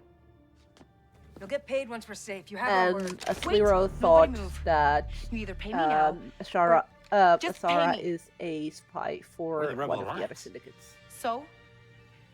They're rebels. Windows closing. They're the rebels you may know from the movies Join and us the TV shows. Fight the Empire for the future of this galaxy. What's it pay? We don't have time for this. Danny, wait! And they knocked me out. Eyes open, Kay. Here we go. And we get a little flashback. For luck.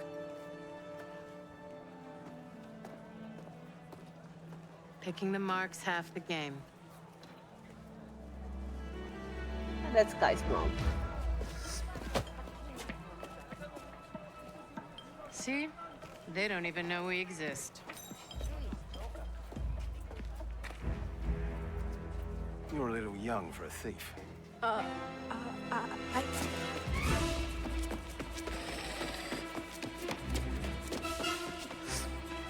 Oopsie.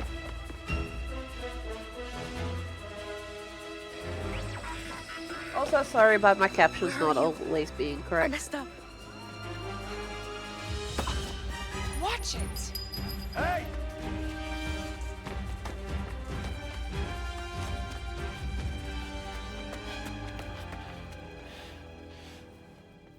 And she gone.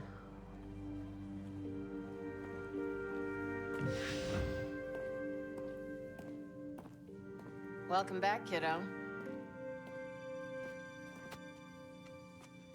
Now, what was your lesson? Can't trust someone's always gonna be there. That's my girl. That's such a horrible lesson to teach your kid.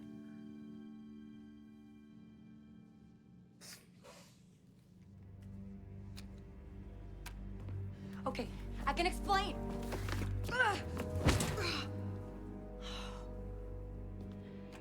Hi, You Slero. must be Slero. Your friends abandoned you. Friends.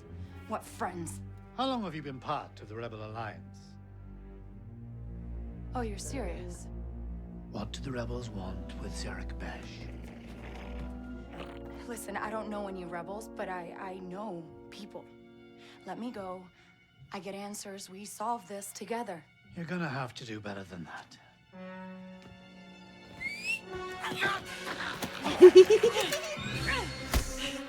And that's why we have Nyx. No, you won't. Bye. Well, you first need to get out of your little vault over there. Okay. How do I get out of here? Well, for one, we are gonna have to shoot some people.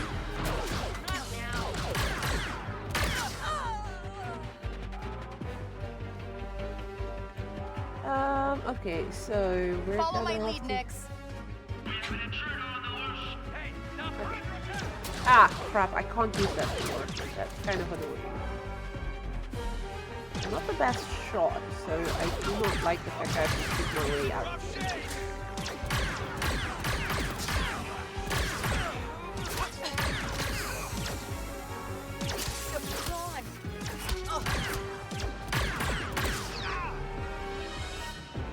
Like I said, I'm not the best shot.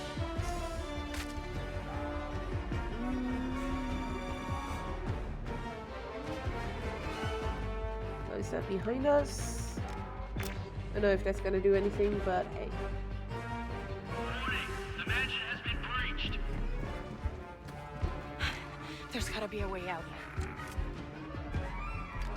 Let's grab the back of the file, new one. Heal up. Okay, so we have a vent here. We do love our vents. Only one way to go. Don't make a sound, Nyx. I want a death mark on her now. I promise a fortune for whoever can bring me her head. There'll be nowhere in the galaxy she can hide from me. So a death mark is basically the worst that can happen to you in this universe. If you have a death mark on you, yeah, you basically are fucked. Because every single bounty hunter is gonna want to come after you.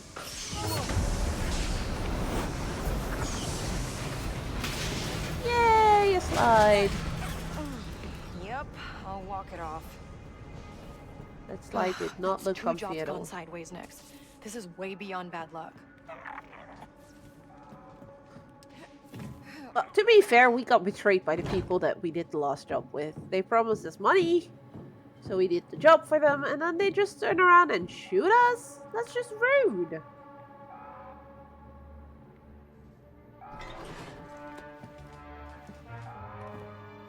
I'm just gonna forget that we pulled the gun on them first.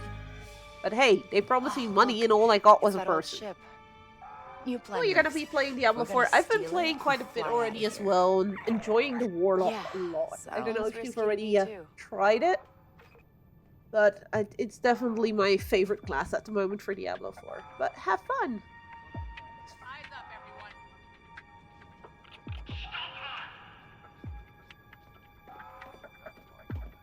Everyone should be scared of me.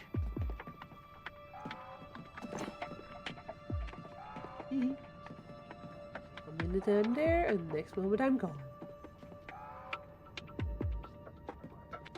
Okay, Don't like this. I have to go steal the ship. Wait. Do what you're paid for. Ah, crap. I should go stuff around here. Well, we're gonna do what I'm good at, and that's run.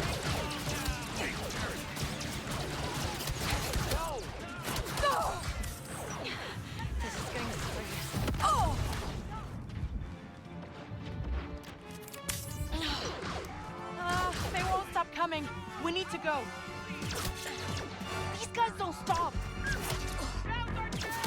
They're just gonna run to the ship. There we go. Just gonna ignore all the shooting at me, not gonna shoot back. I'm flying a just speeder, running. right? Like flying a speeder. Nope.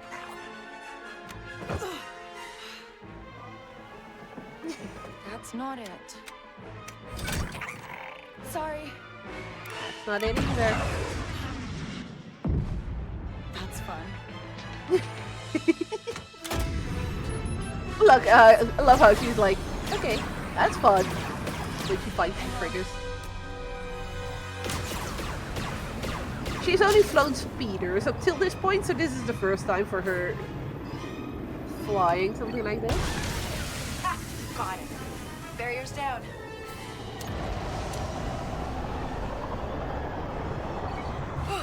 Here we go.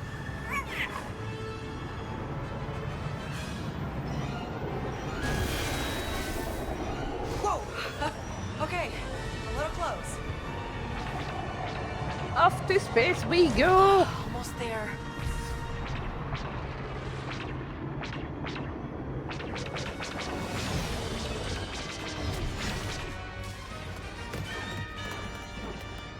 Oh. Out of here. Game stutter again. My bad. No, no, no, no, no! Work, you piece of scrag! Tashara. I'll take anywhere. And off we go to the first different planet.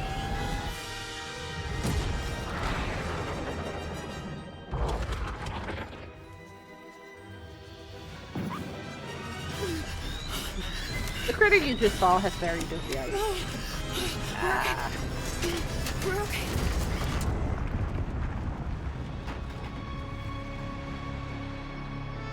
Crash landing is a landing too, right? And that's us through the intro of the game.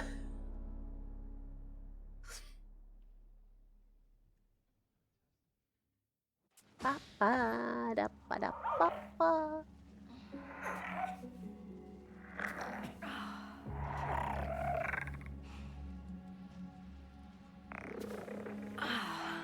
Look at Nyx being all adorable.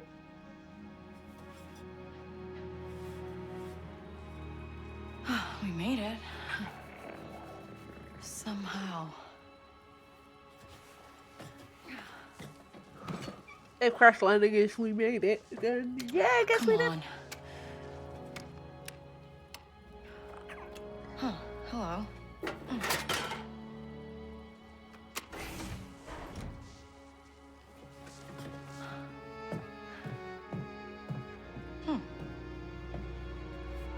Loot. A stylish new jacket.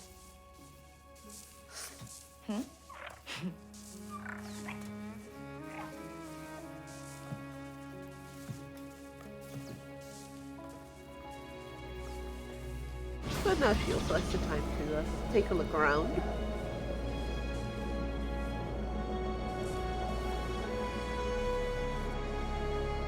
And it's with that jacket you always see her in all the artwork of this game. I have other outfits for her. I'm sorry. I'm sorry. I thought you were one of them. Huh?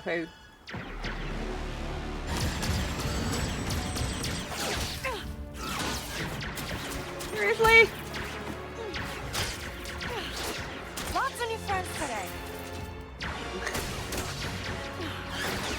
Well, I guess these new friends, we do need to shoot. Hey! We don't have to do this! We aren't leaving without that script!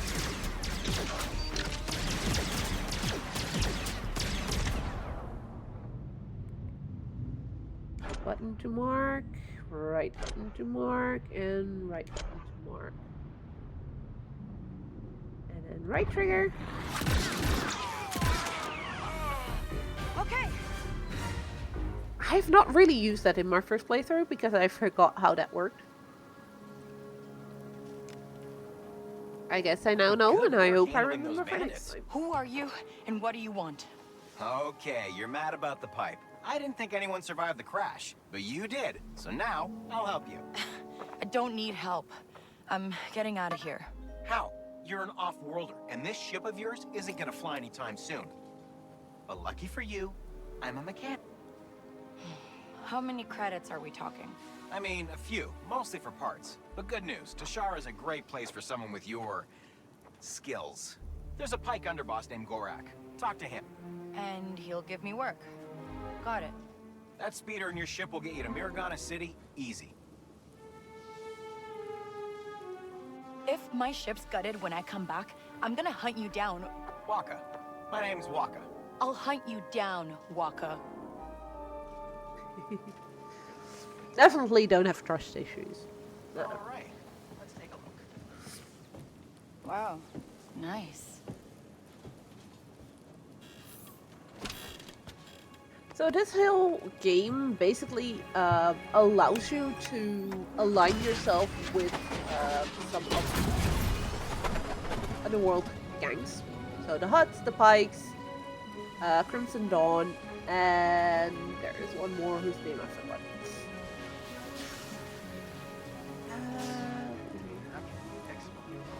Whoa!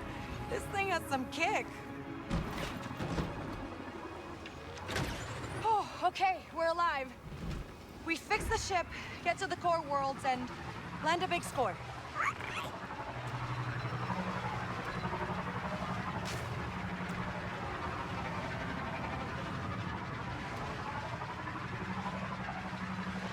But yeah, what I was saying, you can align yourself with one of the syndicates, you can just do stuff for each of them if you want to, if you prefer. You really get to choose your own path when it comes to dealing with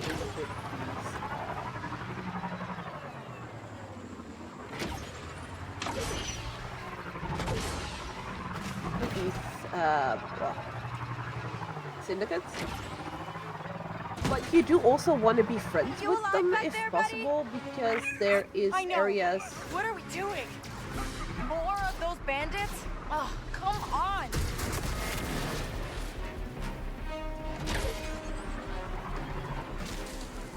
You want to be.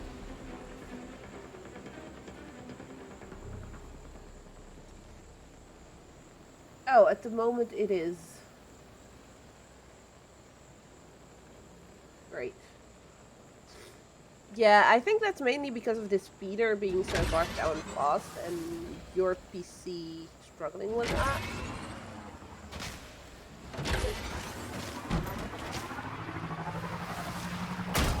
But it is kind of what I was afraid of that was going to happen at some point. Because when I'm sitting still, everything's fine. And if I'm walking around, everything is fine. It seems to just be this gosh darn speeder that makes it absolutely horrible. And unfortunately, I don't know if there's anything I can do about that except for not using the speeder. Get to Miragana. That's Pike turf. You're losing there. And, what do I call you? It's Kay. Alright, Kay. You'll find Gorak upstairs at McCall's. It's the most popular cantina in the city, so you can't miss it.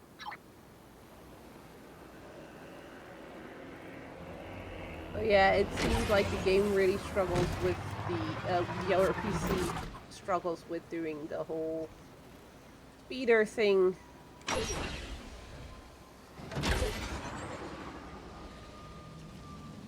The settings are already on low, unfortunately, and I don't think I can go even lower. Nope, it's already on the lowest I can.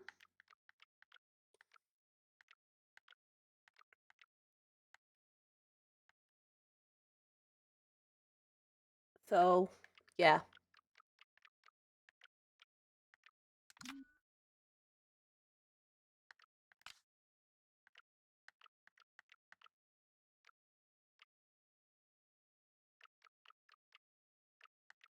Shadow is on low. I can turn the proxies off there.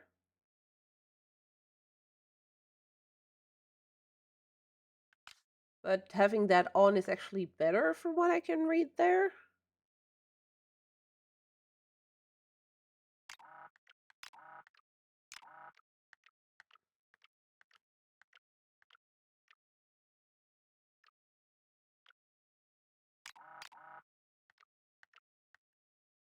I can't put it any lower than it already is.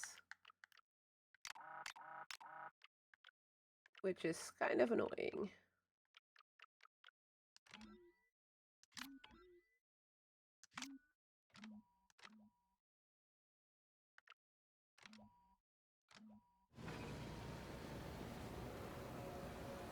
Yeah, but I can't turn off the ray tracing.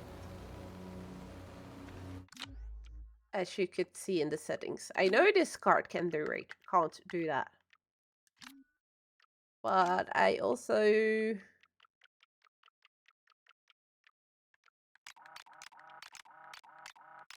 They're already on the lowest that they can go. It's automatically on. It's not something I can turn on or off.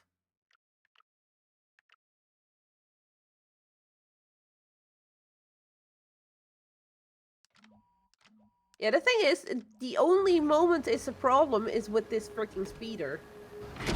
All the rest, it's fine. Or has been fine so far.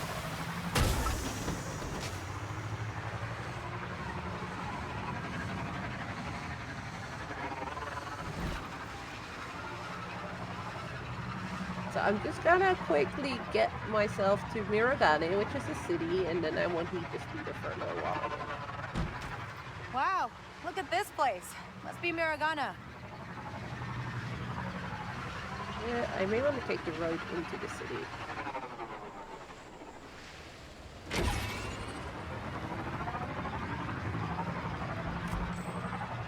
And for me, it runs perfectly fine. It's just OBS that is struggling. Well, the PC is struggling with having OBS running at the same time. Which button was it again to get off this freaking thing? That one.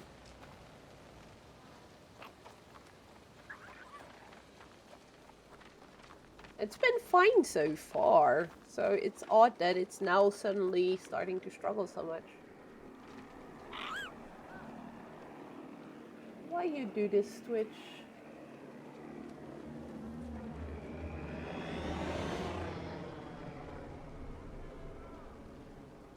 Okay, so Twitch on my phone is just stuck.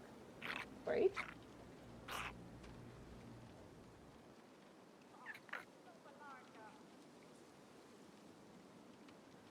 Yeah, I'm noticing it as well on my phone now.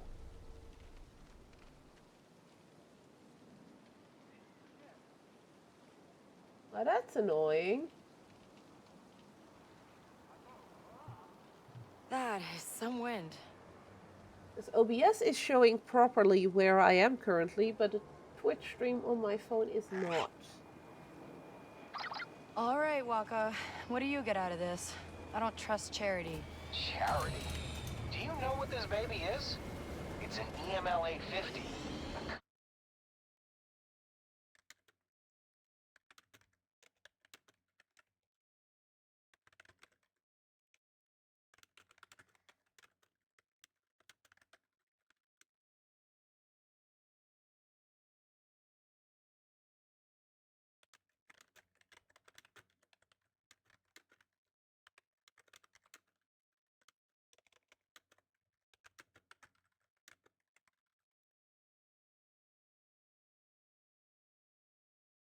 Oh. Is stream catching up? Or is it still crapping out?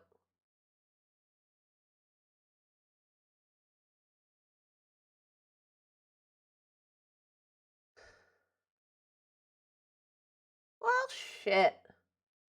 It went so far. Alright.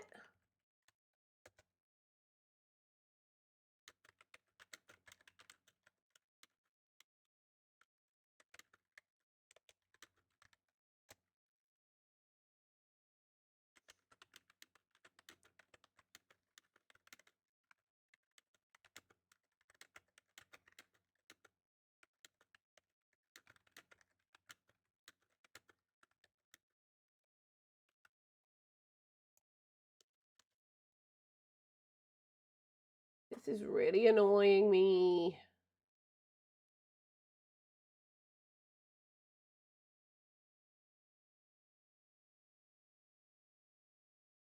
Oh, I see myself move on my stream again? Or is it just stutters? You have audio and cam. Yay! Well, currently the game is on pause. So.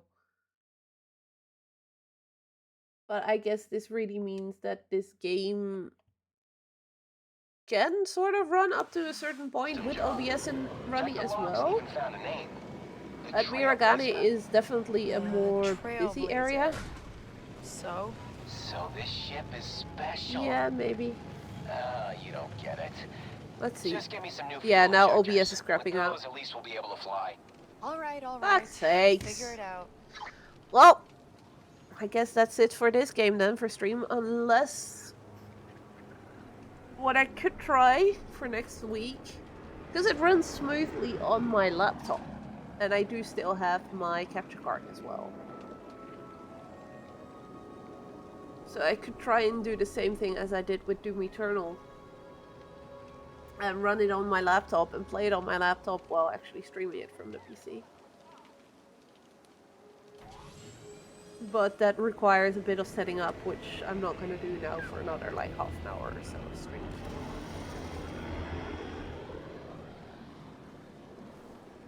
But that is kind of sad though, because it's a really good game. I would love to share more of it.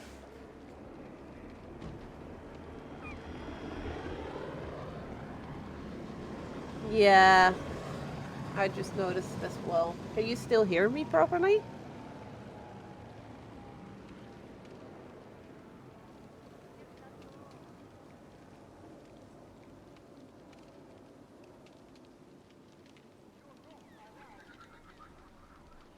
Yeah, that's what I'm thinking as well, but I'm not going to set that up for like the next half hour. So I'll see about setting that up for next week then. Because this is actually a really good Ubisoft game. I've always I've loved Assassin's Creed Unity and Syndicate, and I know a lot of people are not the biggest fan of those two.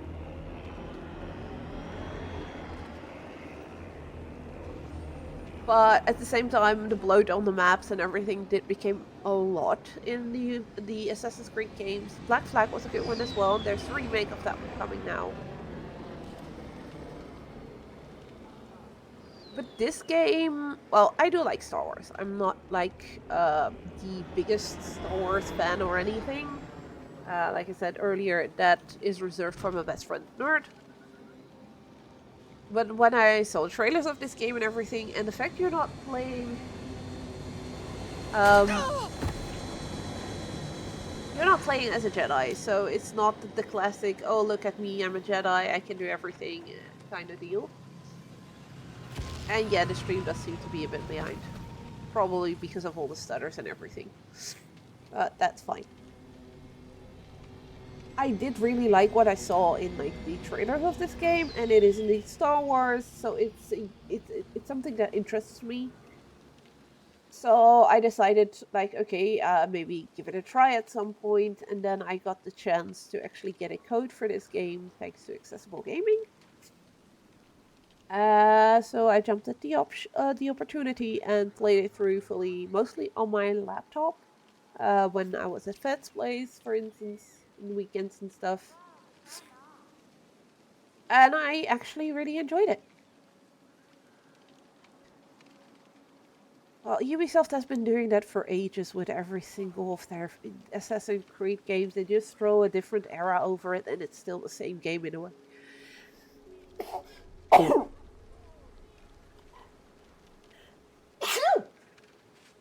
The newer ones, they have tried some new stuff and things, but it's still at its core very much a Ubisoft game where the map is full with symbols and everything. And this game, like I've said this before during the stream as well, you actually get the opportunity to choose yourself which quests are getting added to your quest log. I believe it was fed that at some point it was like, in Starfield, I'm going into a city and my quest log is full with quests all of a sudden without me actually talking to people. This game does not do that. And for a lot of the collectibles, you also have to go talk to people to get the quests to know where to find them. Or eavesdrop on them, which is pretty cool. But it allows you to just ignore a lot of it. If you just ignore the eavesdrop spots, you just don't get those quests, and you may miss out some collectibles. But that's a choice you can actually make.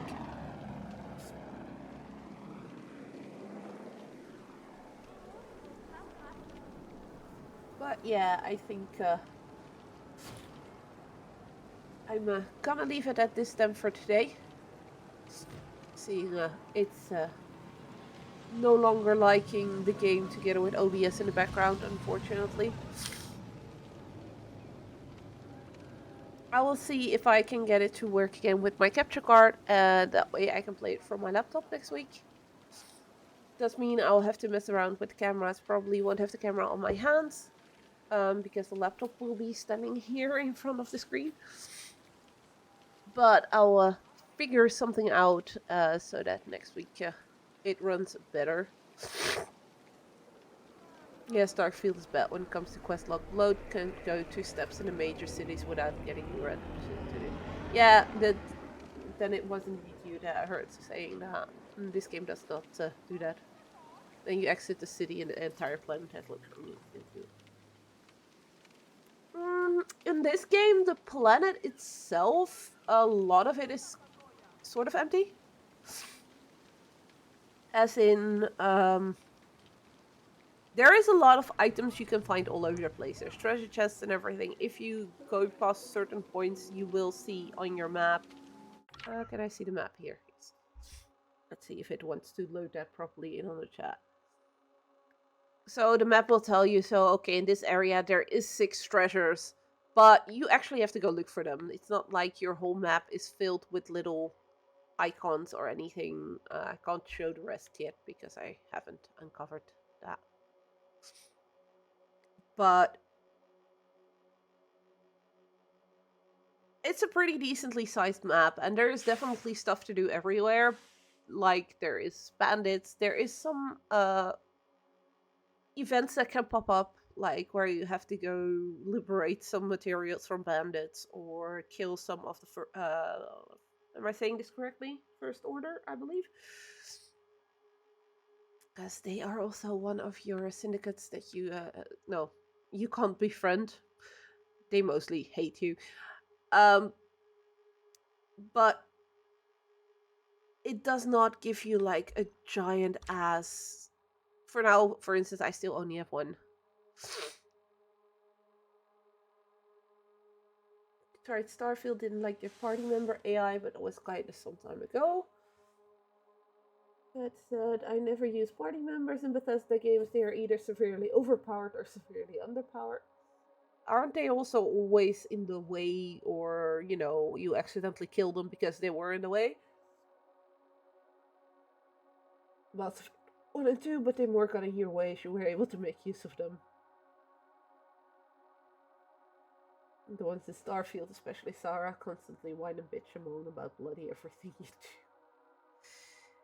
This game, you sort of will. I will at some point get companions, but I don't really get to take them with me on missions.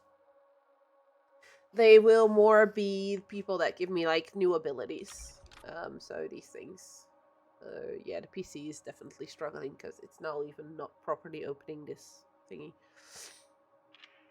There we go. Bram is not a companion, but some of the companions, like Waka, he will become a companion for us. He'll come along with us on the ship, and he will also give some of these abilities like this guy gives us. I think they're good for boosting stats on your ship. Even for that, you want to get specific ones, which you pretty much just have to look up which ones are useful, because most of them just aren't. Yeah, no, here every single companion, even though they don't necessarily, you can't take them with you on missions, they are actually useful. as they give you new abilities to use.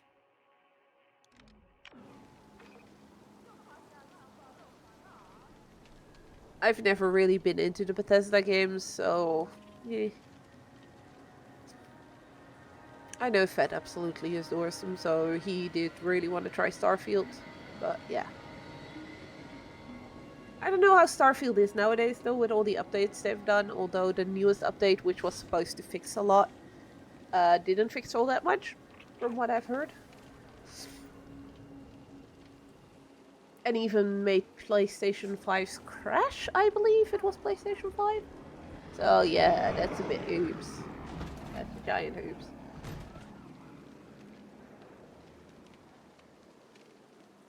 But then again, companions that you can actually take with you, aren't they kind of useless in most games? I mean,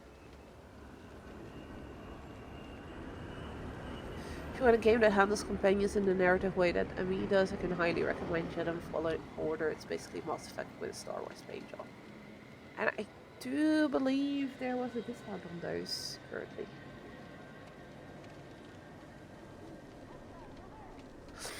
On the Jedi Fallen Order and Jedi Survivor ones. It's the controls you loved. I can't attest to that. Fed played Mass Effect, and he did also play the Jedi Fallen Order games.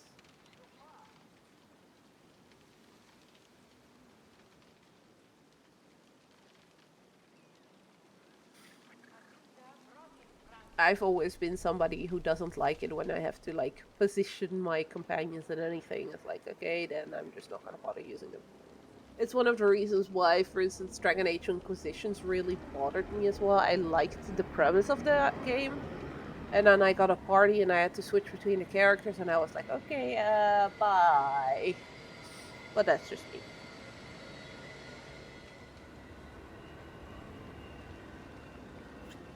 Give me companions that can actually fight for themselves, or just don't give me any of them. There are not a lot of games that do companions right, but Mass Effect is one of them, and Bioshock Infinite is as well. Elizabeth is genuinely amazing. Still need to play Infinite.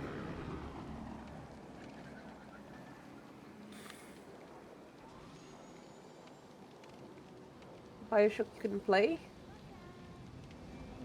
A bit too eerie. I love me some eerie games. I'm weird with eerie stuff. In one way, it terrifies me, and on the other hand, I absolutely love it.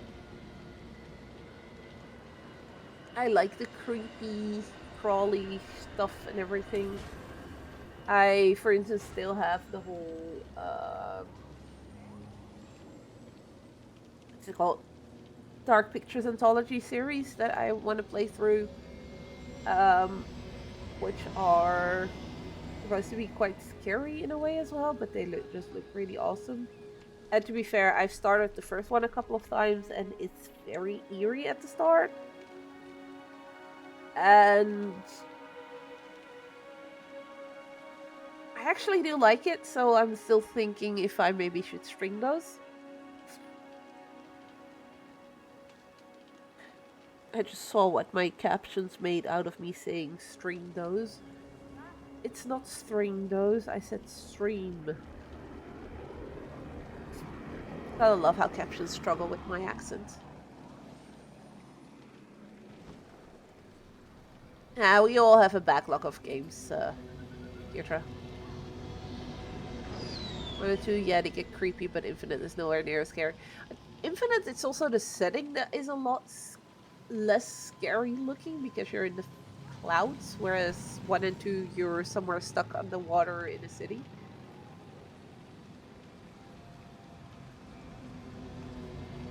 Underwater, not under.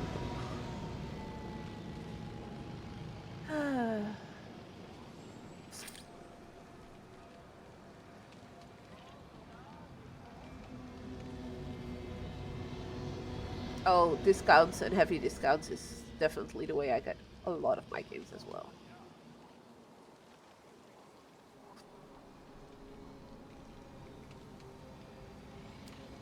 Captions don't struggle with your accent, they struggle with your nose eating half of the words. No, it's not just that. It's definitely also the accent. Trust me.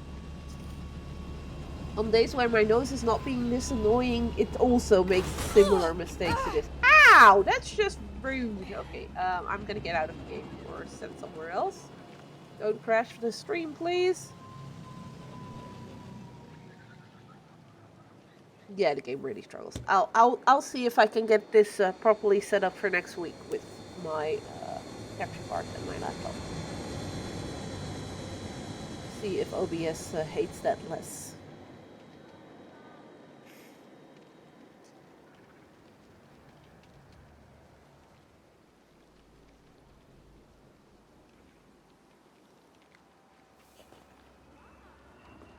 Oh, and like I said, we do have stormtroopers here. There they are. So they are definitely present in this game. We're just not fighting them with freaking lightsabers. Yay! Oh, good god, the stutter is horrible. I'm so sorry for this, guys.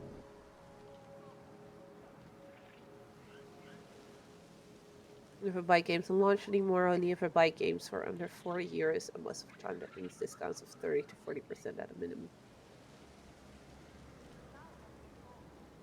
Yeah, that's fair. For me, it really depends on the game.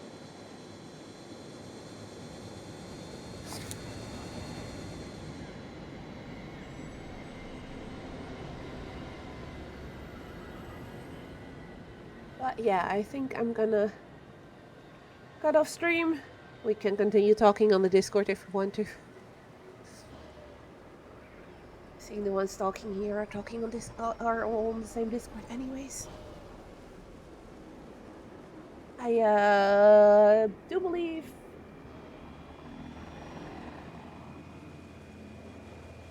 like I said, we do have storm. Sorry, yes, we have stormtroopers. Yeah, no, it's not your PC. It's mine. My PC is crap.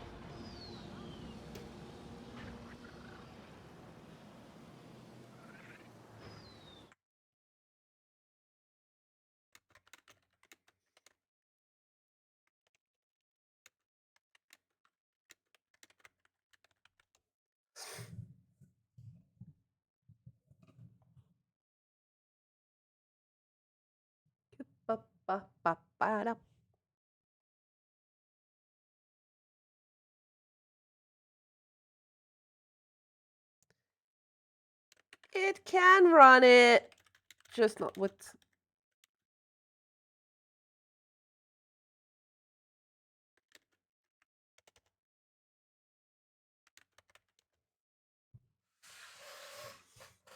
It's paused.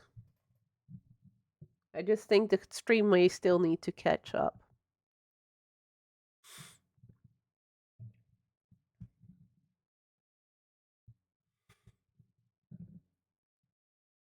But yeah, your PC struggles, your old PC struggles with OBS and this game at the same time.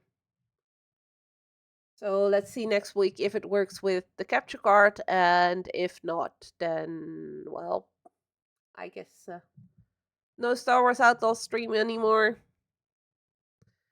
Vet, for tomorrow, what were the plans streaming-wise? Because... yeah, there's a huge delay as well, Keitra. That's not much I can do about it. I'm so sorry. I'm really sorry about this, guys. But yeah, we are not doing a Minecraft stream tomorrow because Vet has need of a little break there, and because we need to figure out what we want to showcase on stream. Because we've done a lot of the bigger things that you can do, like the End Dragon and all. I mean, this PC runs Diablo 4 even perfectly fine on low settings. I just should not try to stream modern games. As long as I don't stream, it's fine. Hello there, overjoyed for inclusion. You are just in time to see me go away because my PC is struggling extremely with OBS and Star Wars Outlaws, unfortunately. So I'm gonna have to figure out if I can fix that by next week, so I can continue streaming this. Else, I need to find something else to stream.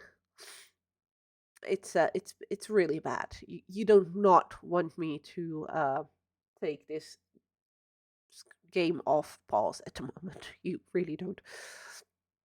You're thinking of playing some more Kenshi for tomorrow. All right.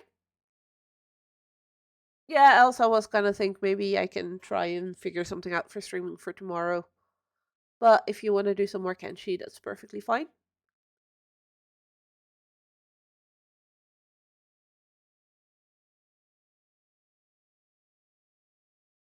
A steer of 11 Steam streak today on your stream, I think. Oh, you didn't watch him yesterday? He didn't stream today. He streamed yesterday. You spent the first 2.5 hours of your stream bartering, just finished doing inventory management on all the loot. And that's why you do cloud games. Cloud games, I guess I could technically do. This game, however, was gifted to me by accessiblegaming.be. Well, by Ubisoft through accessiblegaming.be.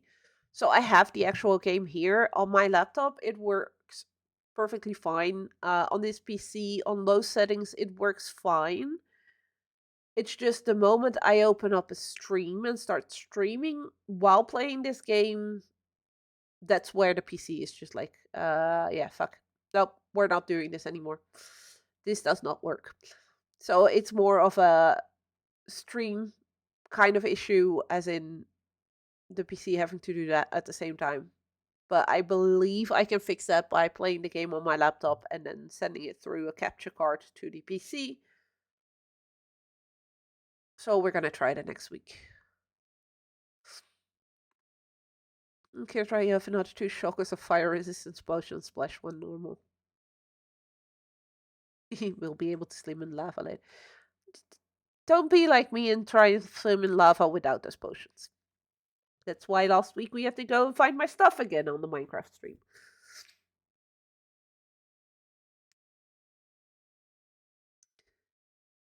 But yeah, for the Minecraft streams, we're just figuring out a little bit what we want to do next, because we are both working on slightly bigger projects when it comes to building, which we both have a feeling people are not really interested in seeing. Correct us if we're wrong, but that is kind of the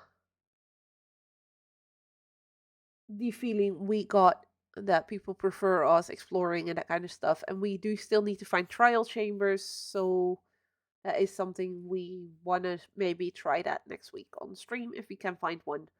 Do some more exploring, maybe some more nether raiding as well, because I still need a bunch of wood from there. Get a few good hours swimming in the nether at easy shower. What do you mean easy shower temperatures? My shower temperatures are perfectly normal. We'll log in tomorrow. Take splash 1 for 5, please. Fed is also working on a shop. Well, his contractor is working on a shop in my city. So at some point he'll just have stuff there for sale, and you can just deposit the diamonds there. He doesn't need to be on when you're on, so that will make it a lot easier. What would be fun to see? Yeah, there is definitely a big delay, I think, because Haru's question, I think she's talking about us exploring more or going to the nether. Drop it off in your mailbox. I'll make a mailbox in our basement for you to drop the payments in.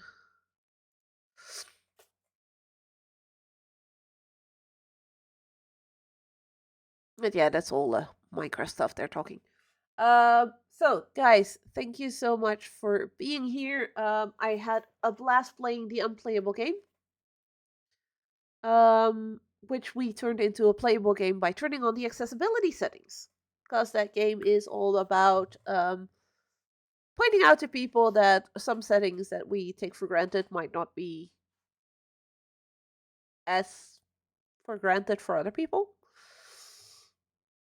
And that sometimes it would be nice to have some extra settings that help other people that enter in the trial chambers. Alright. But yeah, Unplayable game, definitely a game I can recommend. It's free on Steam, so go check it out. It's like 15 minutes long the moment you figure out that you need to use the accessibility settings for it. But also, if you don't tell your friends that there is those settings to actually make it playable, you can see them get frustrating. That's also fun. So do with that as you want. So Fed will be streaming Kenshi tomorrow. I'll be back next Wednesday. Hopefully with some more Star Wars Outlaws if I can get everything to work out the way it should. And hopefully also with my Proteus controller instead of this one because I prefer my trigger over here for this game. But that one is currently charging. I'll be bringing it with me to an event on Friday so I can test it out if it still works properly there.